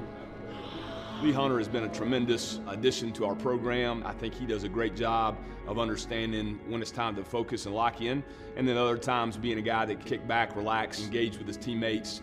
He's got a tremendous skill set, the size and the power that he has in his frame, the ability to have explosion and quickness and twitch and change direction and all those things, his ability to run to the football as a big disruptive guy up front for us is outstanding. And obviously he's a guy that's had a lot of success in his career and a ton of experience playing and winning matchups and winning situations on the football field on Saturdays. So we're definitely excited to have him and look forward to a great season ahead for him. I got a why chip on my shoulder. That's the reason why I go hard. And every time I feel lack of days ago, something I think about why I'm here, and it boosts me. My wife's my mom, my baby girl. What's up, Katie? What you doing? How was school today? You be good?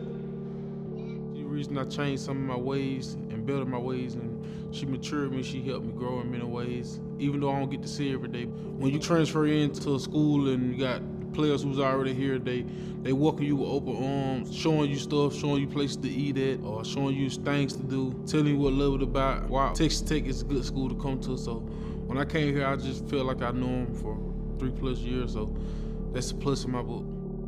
My goal is to help this team be successful in everything that I can do. I want to hit that quarterback every game. That's the goal. I really want to touch the quarterback every single game. Just do my job and play fast with ready speed and violence. Not that sort of strong. Then it was time for Evie to be delivered. The true strength of West Texas is in its people, where oil fields meet the heart of our community. Texas Tech Athletics is proud to partner with an industry that drives our region forward. From classrooms to stadiums, we're ensuring our community thrives. Together, we're creating pathways to success.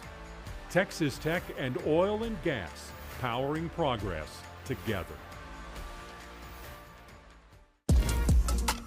Looking for a delicious meal the whole family will love? Introducing Abuelos' new family-style feast, starting at just $9.99 per person.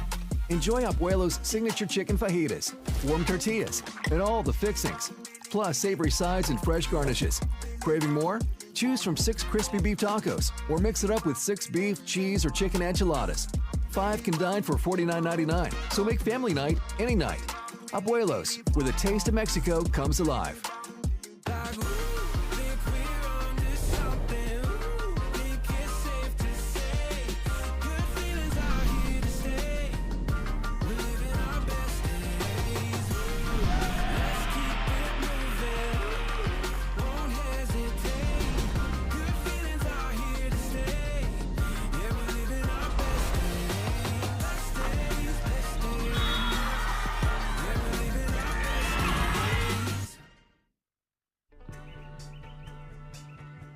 Dreaming of a home?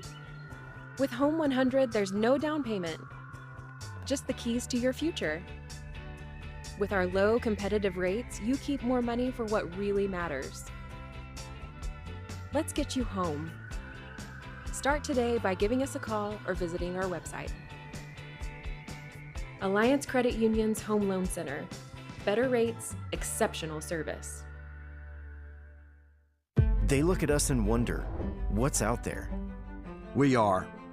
We've never been the type to stand to the side, letting world-changing ideas go untested. We push even beyond our own expectations.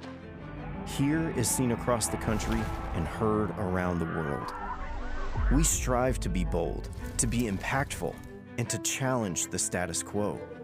Because from here, and here, and even here, it's possible. This field belongs to the ones who take it. This season doesn't come with the script. This is where everything is earned, and we mean everything. We don't do handouts here. You want the spotlight?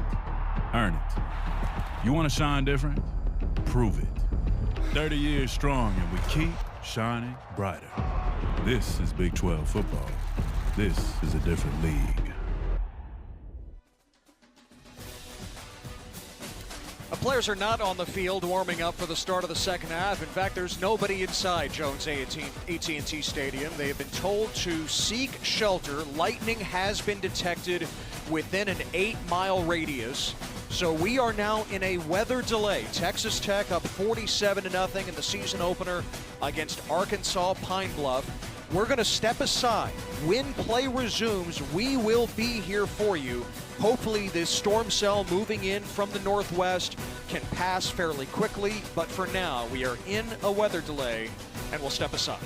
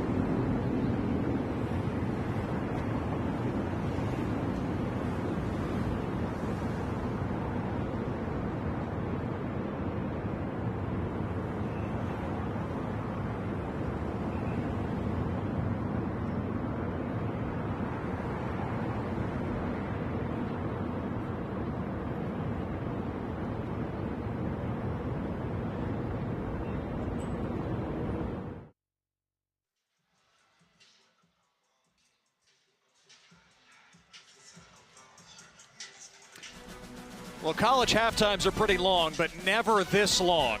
Roughly 90 minutes thanks to a lightning delay here in Lubbock, but the weather is passing through, now just light rain. We will have the start of the second half in the season opener between number 23 Texas Tech and Arkansas Pine Bluff coming up at 10:10 Central here local time. It's been about a 90-minute delay right as halftime began. Players went to the locker room, fans went up the aisle to take cover, but we will have a second half with 2 8-minute quarters, no running clock, 2 8-minute quarters.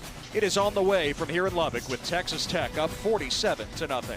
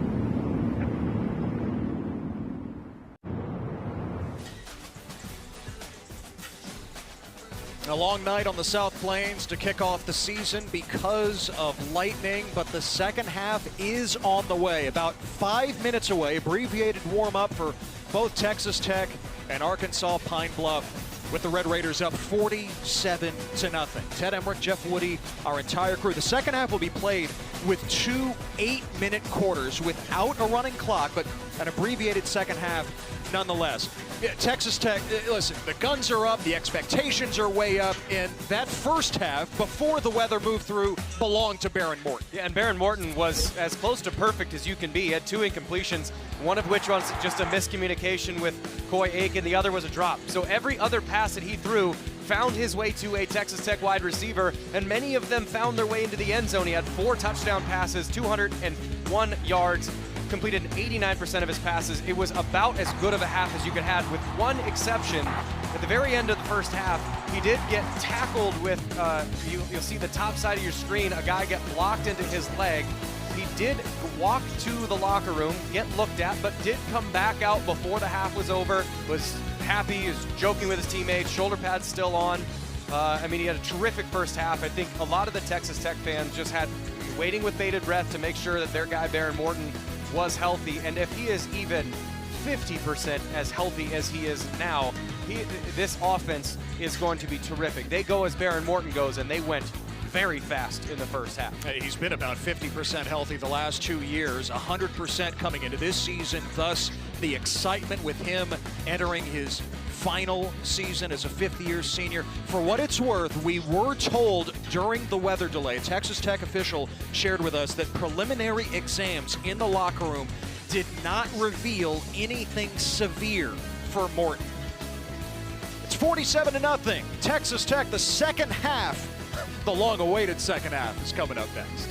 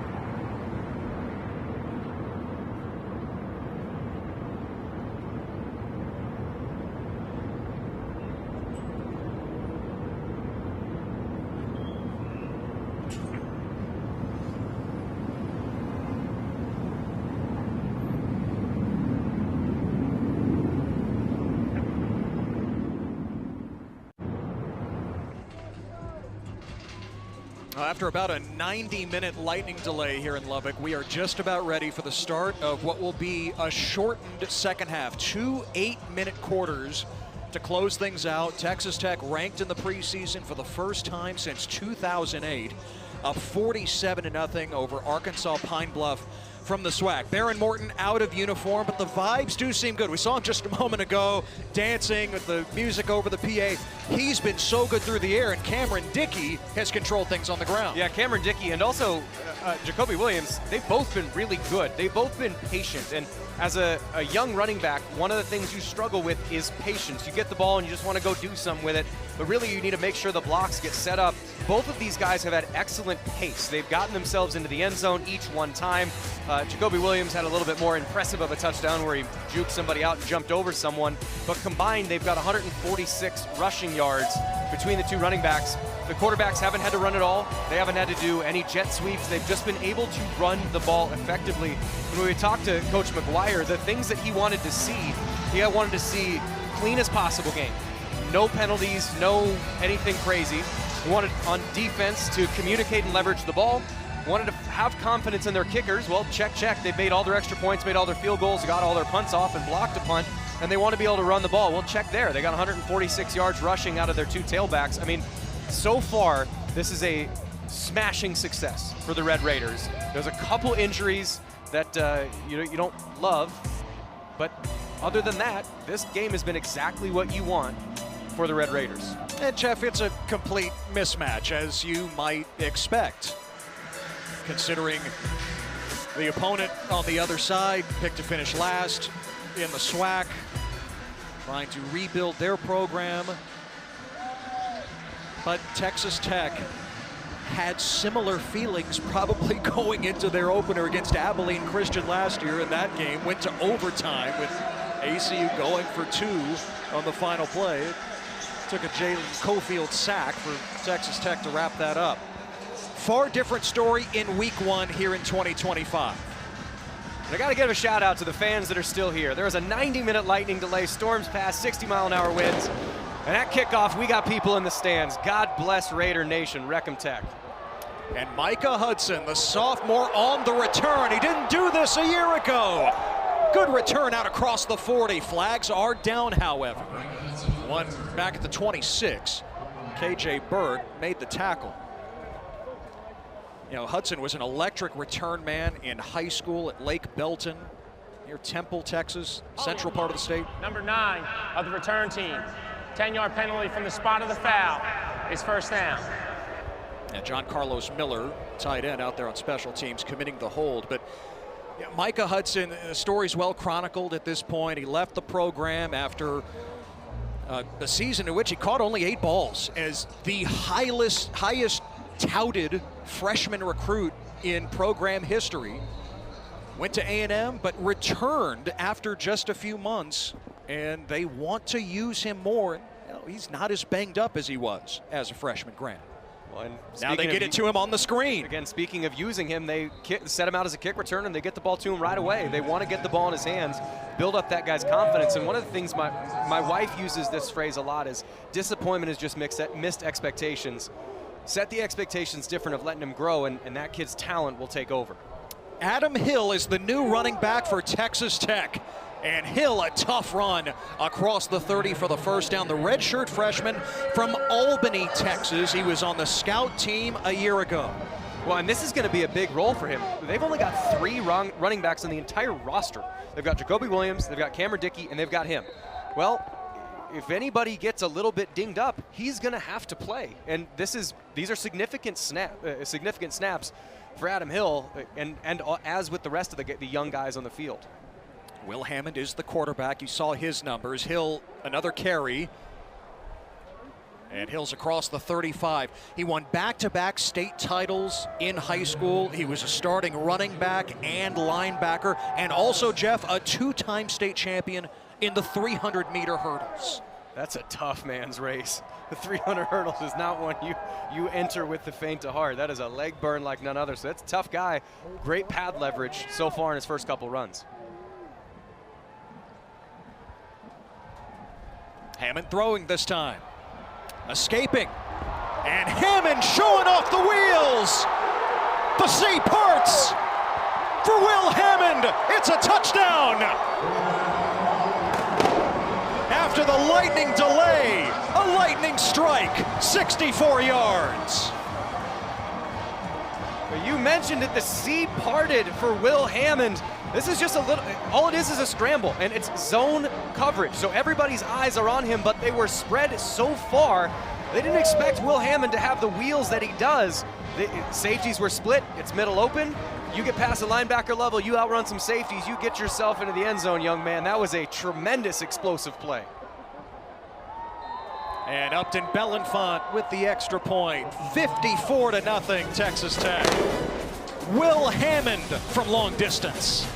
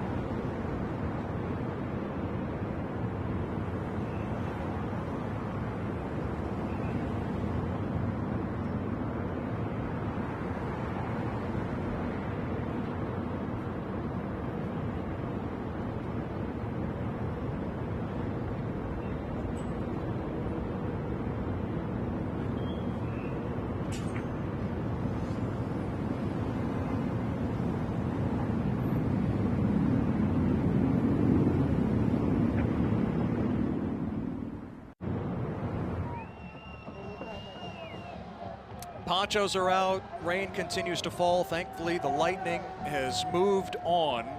Will Hammond bringing some lightning to the field with that 64-yard touchdown run.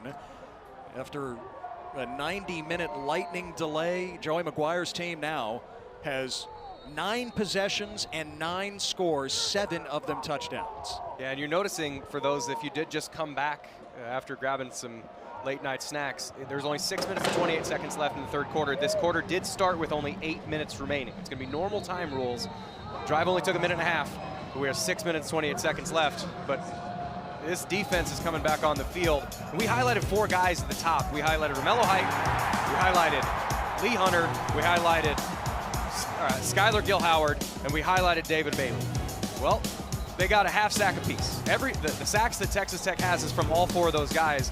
And the speed that you're watching in these highlights, this is David Bailey on the bottom forcing him up, and Lee Hunter's coming up to clean up the rest. And they work so well as a unit. Defensive ends pushing forward, defensive tackles pushing back. Extremely successful day for the defensive line so far. And as the offense has been supercharged, yes, this is just as encouraging, if not more. Christian Peters remains at quarterback for Arkansas Pine Bluff, and that's incomplete. He was eyeing K.J. Burke. Ashton Hampton had the coverage, redshirt freshman corner. Yeah, they're trying to run a glance. They had some success early in the game doing that, but when you have a 90-minute lightning delay, you have a little bit of time to refresh the game plan, where if they run that glance and you're a corner, you can play underneath it because you know you're going to have help over the top. Really well defended there by Texas Tech.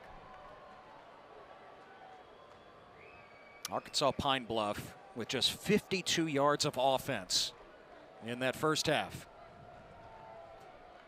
Zamarian Weber churning the legs, and he picks up 5 yards. He's going to be such a good player in the SWAC this year for UAPB. Jeff, how do you deal with a lightning delay like this? You went through it as a player at Iowa State. Yeah, I had an almost 2-hour lightning delay when we were playing at Kansas State. And you really just have to find yourself a way to kind of stay engaged, whether it's talking with your teammates, and some people want to stay loose, some want to dial it in, but by the time you get about, you get the go-ahead, you have to be able to click back in and let alone warm back up, but it's more mentally just staying dialed in to what the game is going to bring. Arkansas Pine Bluff just 1 of 8 on 3rd down tonight. They need 6. Stick in the belly of Weber, and he's tackled short of the line to gain. Needed a couple more. Braylon Rigsby, the defensive end out of Woodville, Texas, redshirt sophomore, made the play. We asked Sheil Wood, Tech's new defensive coordinator, who are you most excited to see? Maybe somebody outside of the starters in this game? First name he mentioned, Braylon Rigsby. Yeah, and the other guy that he mentioned was the guy that came with him, guy that came with him from Houston, and A.J. Holmes Jr. A.J. Holmes Jr. And just being able to have guys that have high character, that are exhibiting all the right behaviors, might not be starters, but are still staying locked in. And it really is a way to find yourself onto the field. Zach Weeder, the punt. Tristan Gentry brings it in, trying to stay upright, but got clipped down. It's a 35-yard punt. Again, no running clock here, even with the abbreviated quarters, 2 8-minute quarters for the second half here tonight. Yeah, and I think for the rest of the game, what you're going to want to see if you're Texas Tech is sharpness. You want to see sharpness from your backups, from the guys that normally don't get snaps, and really this unit might not have played together because maybe you have some 3s here, some 2s there, some 4s here by the time they get done. So can a unit, can you do your job well enough that we can plug and play anybody in? Because you never know, late in the season, somebody sprains an ankle and somebody gets a cramp and you got to play, even if you're 3rd string. Hammond lets it fly on 1st down, and that catch is made. Kelby Volson, the sophomore out of Arlington in the DFW area. 1st down, gain of 18. The thing I've liked from these Red Raider receivers and tight ends is as they're going over the middle, they're understanding where the holes are so they can see their quarterback, because you can't throw through a person, so you have to find a window to be able to get that ball through, and Hammond and Morton both have done a good job of getting it there. Now Adam Hill with a canyon to run through. It'll take more than an arm tackle to bring him down. He broke that tackle of Nail Johnson and picked up 16. That's 6'1", 230 coming right downhill at you, and that's a really nice cut. You're not going to be able to hit him in the 2 and the 3. You're going to have to hit him in the knee pads to be able to bring that boy down.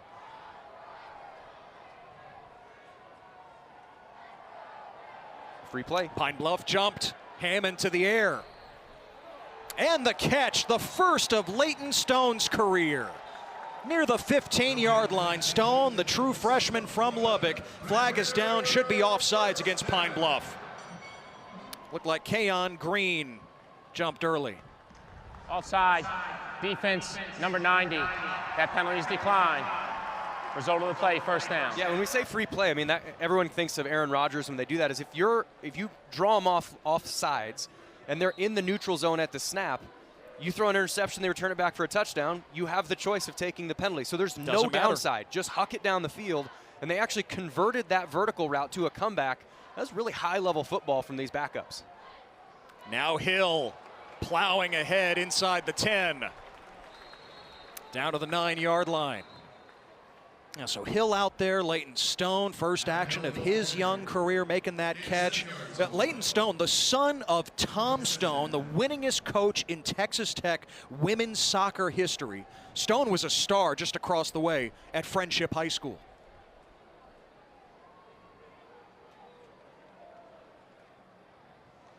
After the 7-yard run, 2nd and 2. Hammond to Stone for the touchdown. They cap it off. The first of Leighton Stone's career.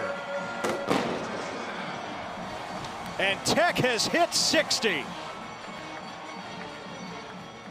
Yeah, it's just another one of those in-breaking routes that Texas Tech has had so much success with, and it looks simple, but it's absolutely not. If you don't have leverage as the wide receiver, you need to create that leverage. You have to step on the corner's outside foot, then you have to break it all the way back in.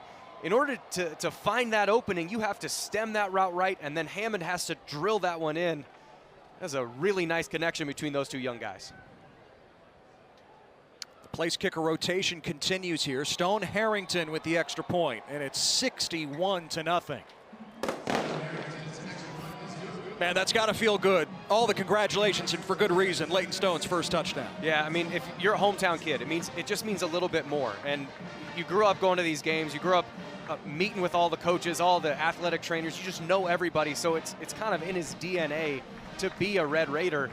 And now that he is, being able to get in the end zone at Jones AT&T Stadium, I mean, that's a super special feeling for that young guy. It's, you know, that's the fun stuff about being in the third quarter of a blowout game, is you get stories like that. That guy's going to be a star by the time he's done, but getting him these first couple receptions, a first touchdown, really cool experience. And Jeff, there might be that question during the lightning delay. What's the point of coming back out onto the field? This is the point, the opportunity for the 2s and the 3s to make plays, and that goes for both sides, really. Yeah, exactly. And really, if you're Arkansas Pine Bluff, you need to continue to sharpen up. This is the best competition you're going to see all year. Are you going to be able to execute against the best, so that when you do play teams that aren't this deep of a roster, this big, this strong, when you're playing in the SWAC, you have the ability to then execute. This program has been on the rise, even though the record hasn't quite indicated it. They've gotten better year over year. Their goal now is to finally break through that threshold and win. It's just a really hard start against a Red Raider team that is as deep and talented as they are. And when they're coming on the road with 3 charter flights and 2 or 3 layovers and all of it stacked against them. So if you're a Golden Lion fan, you cannot be that disappointed with the result and think that the season's over. There's a lot of fight in this team, some talent that we've seen tonight, even if the scoreboard doesn't indicate it.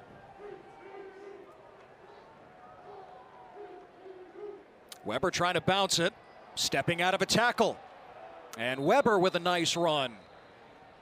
Close to the first down marker. He broke the tackle of A.J. McCarty. Yeah, Tony Hull is really high on Zamarian Weber. He said he would recruit him in New Orleans when he was at other schools. He just didn't land him there. And the speed that he's got, it kind of just oozes out of him. He's just super raw right now. He doesn't know exactly where to go. Doesn't know exactly what timing things are going to hit, but as he learns that, he's going to be a terrific player in the SWAC with B.J. Curry there in the backfield. Weber again on 2nd and 2, and he's got the first down to the 39. You know, Weber, Tony Hull recruited him to Louisiana Monroe. He came late to a camp there at Monroe, didn't have cleats, and Tony Hull thought, is he just wasting our time?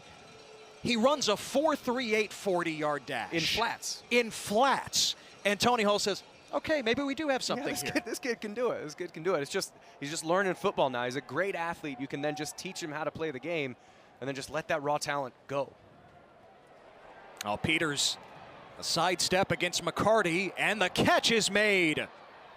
It's Ellis Stewart, a true freshman that the coaches are really high on. They think they have a gem in him. Stewart with a big gain into Texas Tech territory. Well, this is a really nice play there by Peters. We're avoiding the rush and being able to throw. When you talk about off-platform, you always want your shoulders facing down the field. His shoulders are facing a sideline, still had the arm talent to get that ball. 21-yard pickup. Peters is brought down. Amir Washington, who had a standout bowl game for Texas Tech a couple of years ago, making the play. And this is now the furthest that Arkansas Pine Bluff has advanced into Tech territory tonight. And really, a lot of football can be explained by the phrase, don't make a bad play worse. You know, if it's not there, don't try and make that into a pass attempt. It's a 1-yard gain. That's way better than throwing an interception, so it's a nice job. The play protection fell apart. Don't make a bad play worse. Good job there by minimizing the mistake. Trying to set up the screen for Sanchez. It's off his hands. I mean, this is a part of the growing pains for Christian Peters. Yes, he's a fifth-year senior at quarterback. He's also never played at the Division I level before, coming from D2 Shaw University. Yeah, and he's always had, I presume, he's always had more time than he's had tonight. And so you're not used to the clock being so fast. You know, I'm an avid but average golfer. Imagine if you didn't have someone put the ball on the ground and then just held a baseball bat behind your head and said, if you don't hit this in 2 seconds, I'm going to hit you with this. That's what playing quarterback is like And that clock just gets faster and faster the better talent you play. It's kind of how it feels when I get out on the course. It's neither here nor there. 3rd and 9, Peters. Oh, the shovel pass to Weber for the first down. And Weber still going inside the 25. Nice improvisation there. Malik Esquera pushed him out. Boy, the clock didn't start there, and it continues to run now under a minute in the 3rd. I believe they rectified that clock, but that type of play, that looks like a guy who wore 15 here a while ago. You know, it's a shovel pass, get the ball to an open receiver on an outlet. When you're under pressure, let them make a play. It's a nice play there by Peters. Good drive for him. That went for 19. Now Weber up the gut to the 15. So back to the shovel pass. Again, clock did not start here on the snap. Yeah, I think they did rectify. Player went out of bounds on a first down. They did let it run to get caught up. So it ultimately, I believe, did get rectified. As you can see it moving once he went out of bounds. But I like that play as we're just about to head to the end of the 3rd quarter. But I like that play. I like the drive. UAPB actually looks like they're playing offense now. It's taken a while. It's taken all night, and it's taken a weather delay. All Texas Tech with the 8-minute 4th quarter still to come.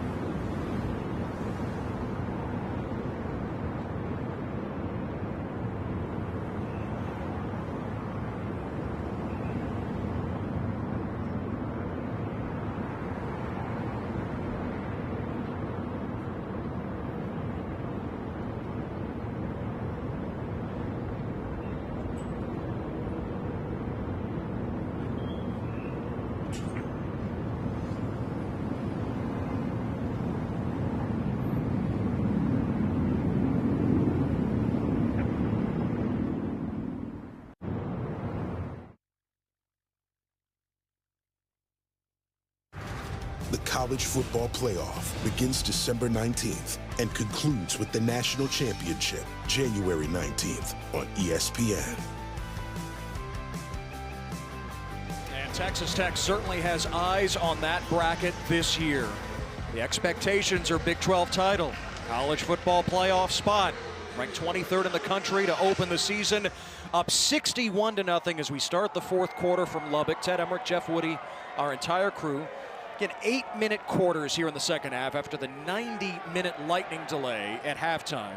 And Christian Peters has been under pressure all night long, has to throw it away with A.J. McCarty breathing down his neck. Yeah, but don't make a bad play worse. You escape the pressure, you know that nothing's going to happen. Throw the ball into the first row of the stands, you reset and do the down. The more you try and make something bad into something good, 9 times out of 10 it turns into something worse. And every once in a while you might make a great play, but you have to realize to play within the system and understand what your game is actually involved with. Peters has had a really nice job on this drive, making plays when they're there and throwing it away when they're not. 3rd and 4. The pop pass to Bryant Sanchez, the true freshman, fastest player on the team.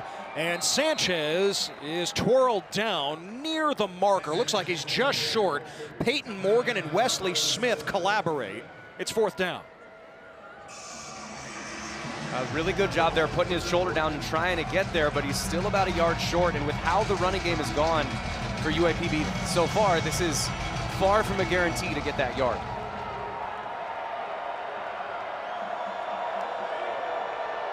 Give it to Jalen Jennings. He's got the first down, and it's 1st and goal for Arkansas Pine Bluff.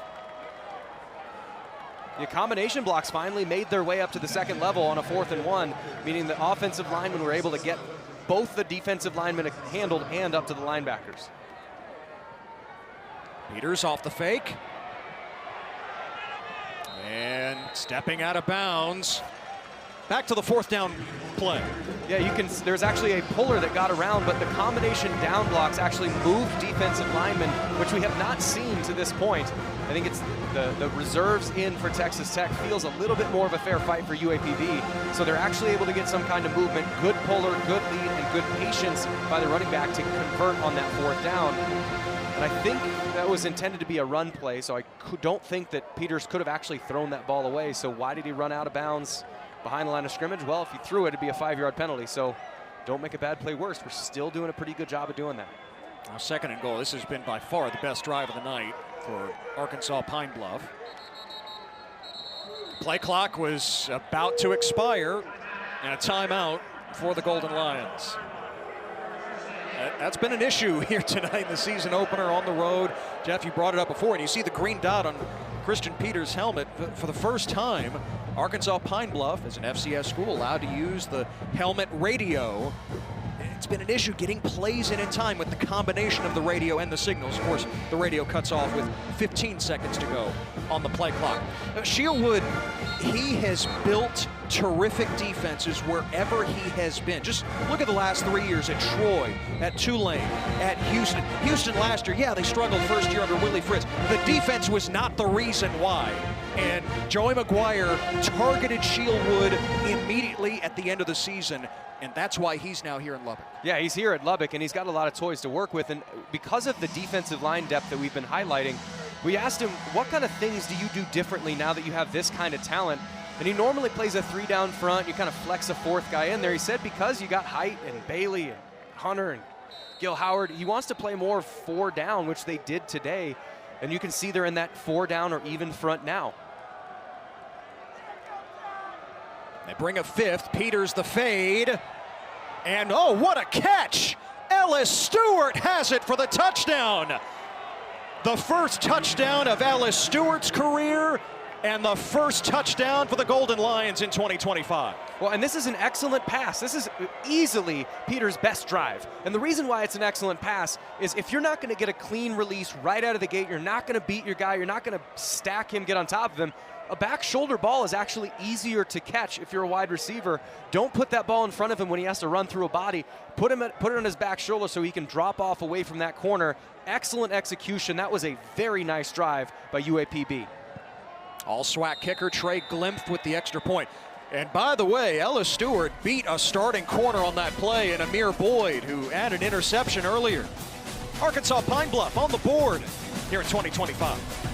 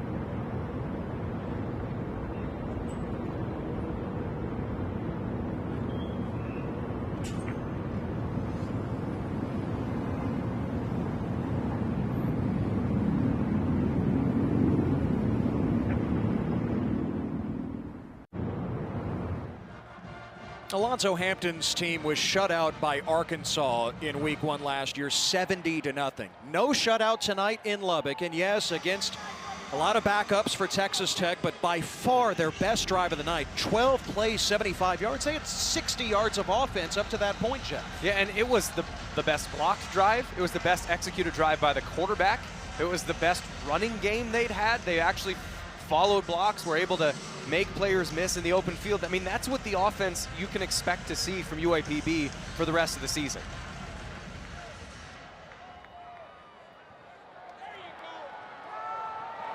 Here's Tristan Gentry on the return. Gentry across the 30. Flag is down from behind the play. Gentry stepping out of tackles, still going at the 20, and finally clipped. But again, a flag back in Texas Tech territory. Holding return team number 6. 10-yard penalty from the spot of the foul. It's first down. Nothing pops a balloon like a holding call on a big special teams play. And that's the second big return that they've had. Even though it was called back, there's going to be on the left side of your screen, there will be a hold, which kind of helps open everything up. Right. I mean, it was on number 17. Yeah, right there. It was on number 9. Kelby Valson. Holding number 38 for UAPB. It was absolutely at the point of attack. That play probably doesn't happen without that hold. But you have 2 big returns. Even with their 2 holding calls that come back, don't think that other teams aren't seeing that on film. Those are still included in the film package that the next teams are going to have to watch. And the coaches are going to say, hey, this Texas Tech return game is strong for the Red Raiders. And the third quarterback of the night for Texas Tech, Mitch Griffiths, the former Wake Forest Demon Deacon, who was working in construction a year ago. And Griffiths to the air on first down. And the catch pulled in. No, he's out of bounds. That was Price Morgan. Couldn't get the feet in.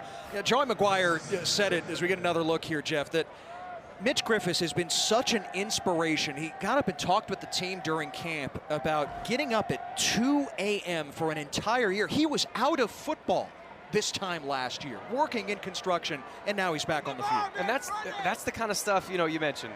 What's in it for these guys coming back out and playing? That.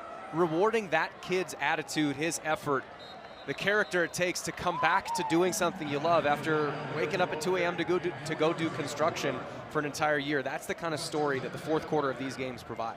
Griffith's message was, listen, you got to enjoy this grind in camp. This is so much more fun than working 2 a.m. to 2 p.m. and pouring concrete for 12 hours at a time.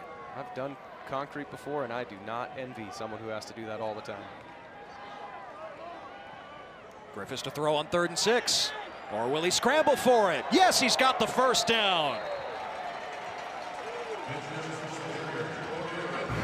You think Mitch Griffiths is excited to be back on a college football field or what? You think he's excited? You think he understands the opportunity? He's probably not going to get a lot more of these opportunities for the rest of the year, knowing this is the show that he gets to have. Put on as much excitement as you can, but that's still, don't make a bad play worse. Nothing's open. Go scramble. Get the first down. Serve your team and what it needs.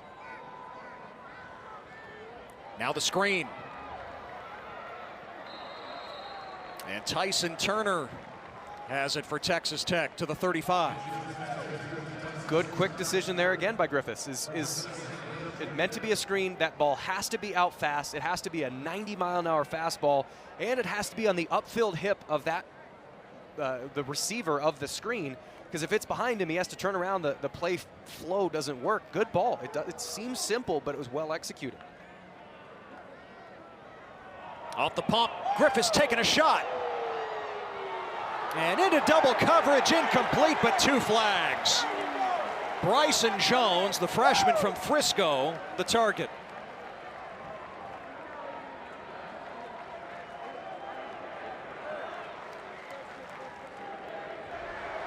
Pass interference, defense, number 21. 15-yard penalty from the previous spot, automatic first down. That's on the safety, Jamarlin Green. Yeah, and sometimes a ball is so bad that you can get away with that. I mean, that thing was underthrown by probably a solid 10 yards. But if you're a receiver, all is not lost. Go up and back, go back up towards that ball. If you're a young receiver that's watching it, if it's a duck, if it's short, go back through it, because the worst case scenario, you get a PI, still get 15 yards for your team. Now Adam Hill, lots of room to roam. And a first down inside the Pine Bluff 40. Kyle Knox brought him down. 13 yards. I think Patrick Mahomes' teammate, Isaiah Pacheco, someone described him as running angry and that the ground hurts after he runs. Hill has sort of a similar running style. You can almost feel his steps from up here. One more time. Hill inside the 20. And lowering the shoulder at the end. A Marion Mingo on the wrong end of that. My man, that's the way you finish a run. He's not finding his way out of bounds whatsoever. He's going to bounce this one outside. As he goes to turn the corner, doesn't quite have the angle on the safety, but you want to make a tackle, son, you better bring more weight than that to the party. That is a terrific way to end a run. He rips off 24 more. Texas Tech has scored on all 10 of their possessions tonight. This is number 11. Griffiths guns it for the touchdown. It's Bryson Jones, the freshman. 11 times they've had the football. 11 scores, including 9 touchdowns. And Bryson Jones gets rewarded. He played back into that bad ball to get a pass interference. And as a reward, you get a glance route, which a glance route, it's just somewhere between a post and a slant. It's a little bit further where you're taking the angle a little bit shallower to give yourself a little bit deeper of a throw, but you're still putting the cornerback on your back. That glance route is one of the favorites of every outside wide receiver because you get a lot of opportunities like that. Oh, Belenfant doinked it. The extra point, no good. And that kicking competition continues for Texas Tech. Keep a watch on that. And keep a watch on Bryson Jones. Leighton Stone had his first touchdown earlier. Now it's Jones's turn.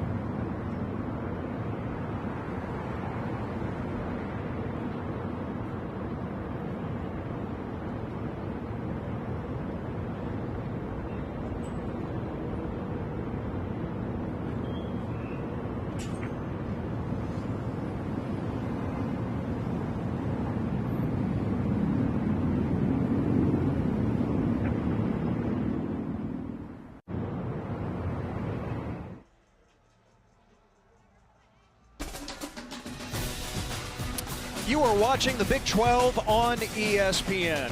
And yes, tonight it has turned into a little impromptu Big 12 After Dark thanks to a 90-minute lightning delay that occupied halftime.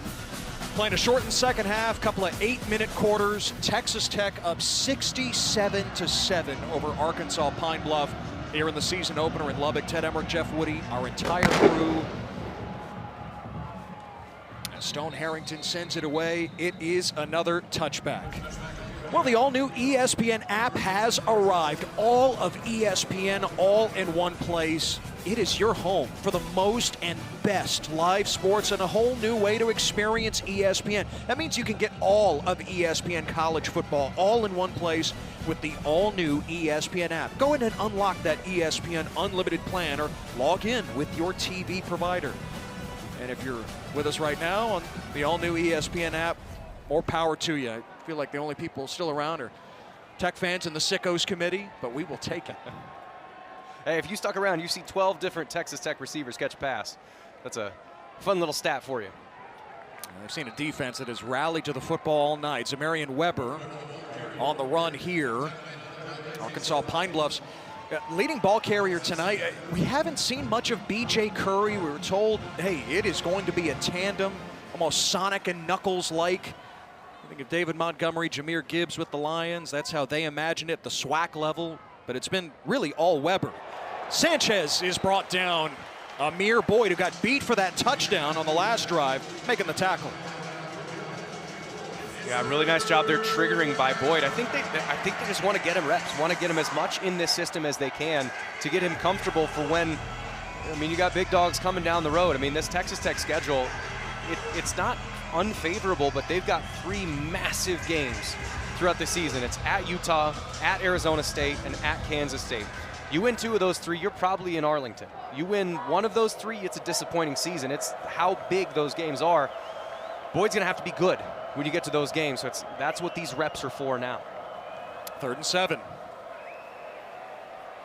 And Peters with a first down throw to Bryant Sanchez. Cross midfield, and that'll take us to the 2-minute timeout. 67-7, Texas Tech to open the year here in Lubbock.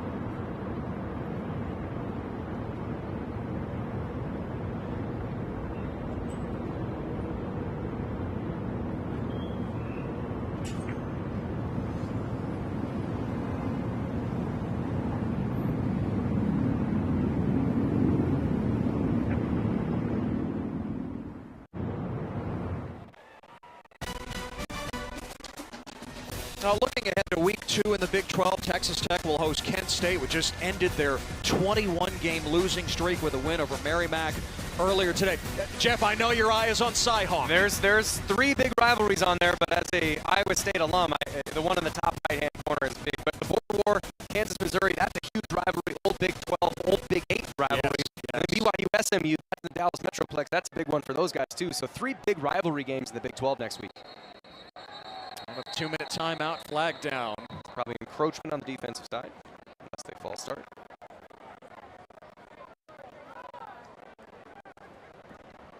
Offside. Defense number 96 into the neutral zone with contact. 5-yard penalty. It's first down. points on Keyshawn Williams. Okay, Jeff, projected forward, and again, not every game's going to be 67-7, but are you buying into Texas Tech as a Big 12 title contender? 100%. 100%. Defense travels, and that's the reason why. Penalty, 1st and 5. Peters, the deep ball, incomplete. Excellent coverage there. Excellent coverage. Staying connected to the receiver, looking back. But back to this is Texas Tech defense. And I mean this in no exaggeration, no hyperbole, no this is the greatest, whatever. Jacob Rodriguez, defensive player of the year. Ben Roberts is terrific as a Mike linebacker. So much talent on the defensive line in the 1 and 2 lines. Who is going to feel comfortable running the ball or dropping back and passing against this team? And that's what you need to go on the road. That's what Texas Tech did last year. They could get in shootouts, but a shootout leaves a bunch to chance. Tip ball goes the other way. Defense travels, and they can build on the Shieldwood defense. That's why I'm really confident. Is the running game going to be great? I don't know. They're young. Is the passing game going to be great? Probably, because Baron Morton's good. But defense travels, man. That's why I'm high on this team. And Peters fires complete to Avery Robinson, right at the 1st down marker. And looks like he's just short. They did away with the Big 12 preseason goal. Arizona State won the league with the playoff. Bill Connolly, though, he dives into the numbers, of course. He had Kansas State as his Big 12 champion. Not looking great so far. Like Bill, but yes, early returns. Hey, we're a few weeks away from conference play getting started in earnest. Of course, K-State dropped Iowa State in Dublin. 1st down here on 3rd and short. Yeah, they just escaped the Fighting Hawks, formerly the Fighting Sioux of North Dakota, which is a really quality FCS program. But we mentioned Iowa State earlier. South Dakota was a quarterfinal team last year, and Iowa State beat them 55-7. So Kansas State so far has looked a little shaky, which is not what we expected from that Chris Lyon team.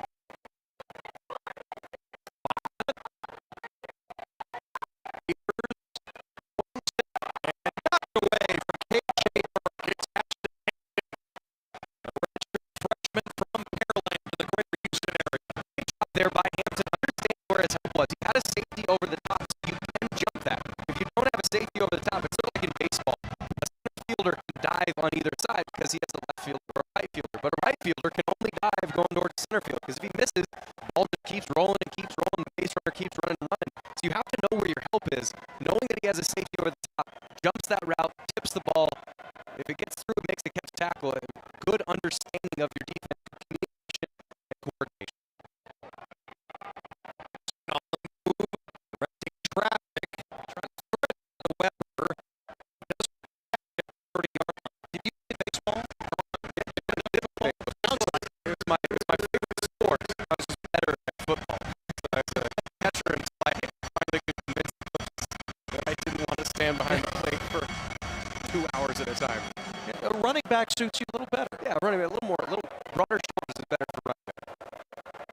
20 seconds. Peters the heave to the end zone. And Elvis Stewart almost had his 2nd touchdown. Could not hold it in.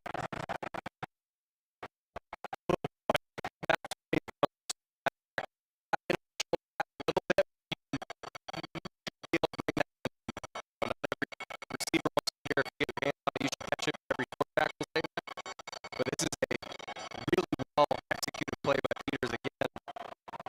Some missed opportunity there, but only 17 seconds left in the game. This is really trying to get some execution. It's the first time they had a chance to kick a field goal. Can operate this against another team. That's why they're kicking a field goal here. And from 47 yards, Ty Ackerman, the true freshman, has a huge lead out there. Right. So Edmond, Oklahoma, 12 seconds to go. Texas Tech has it back. Trey Glick is an all-conference kicker. His range is out to about 35. They bring Ackerman on. He's got the big leg. Just couldn't hit. And really, again, why would you kick a field goal down 6-7-7? Well, operations is really hard. Throw, hold, get, those things have to happen. Really quickly. Can you do it against someone inside a pressure situation? Snap was okay, hold was okay, kick was a little push. So can we operate under those circumstances? That's what we're trying to get a film.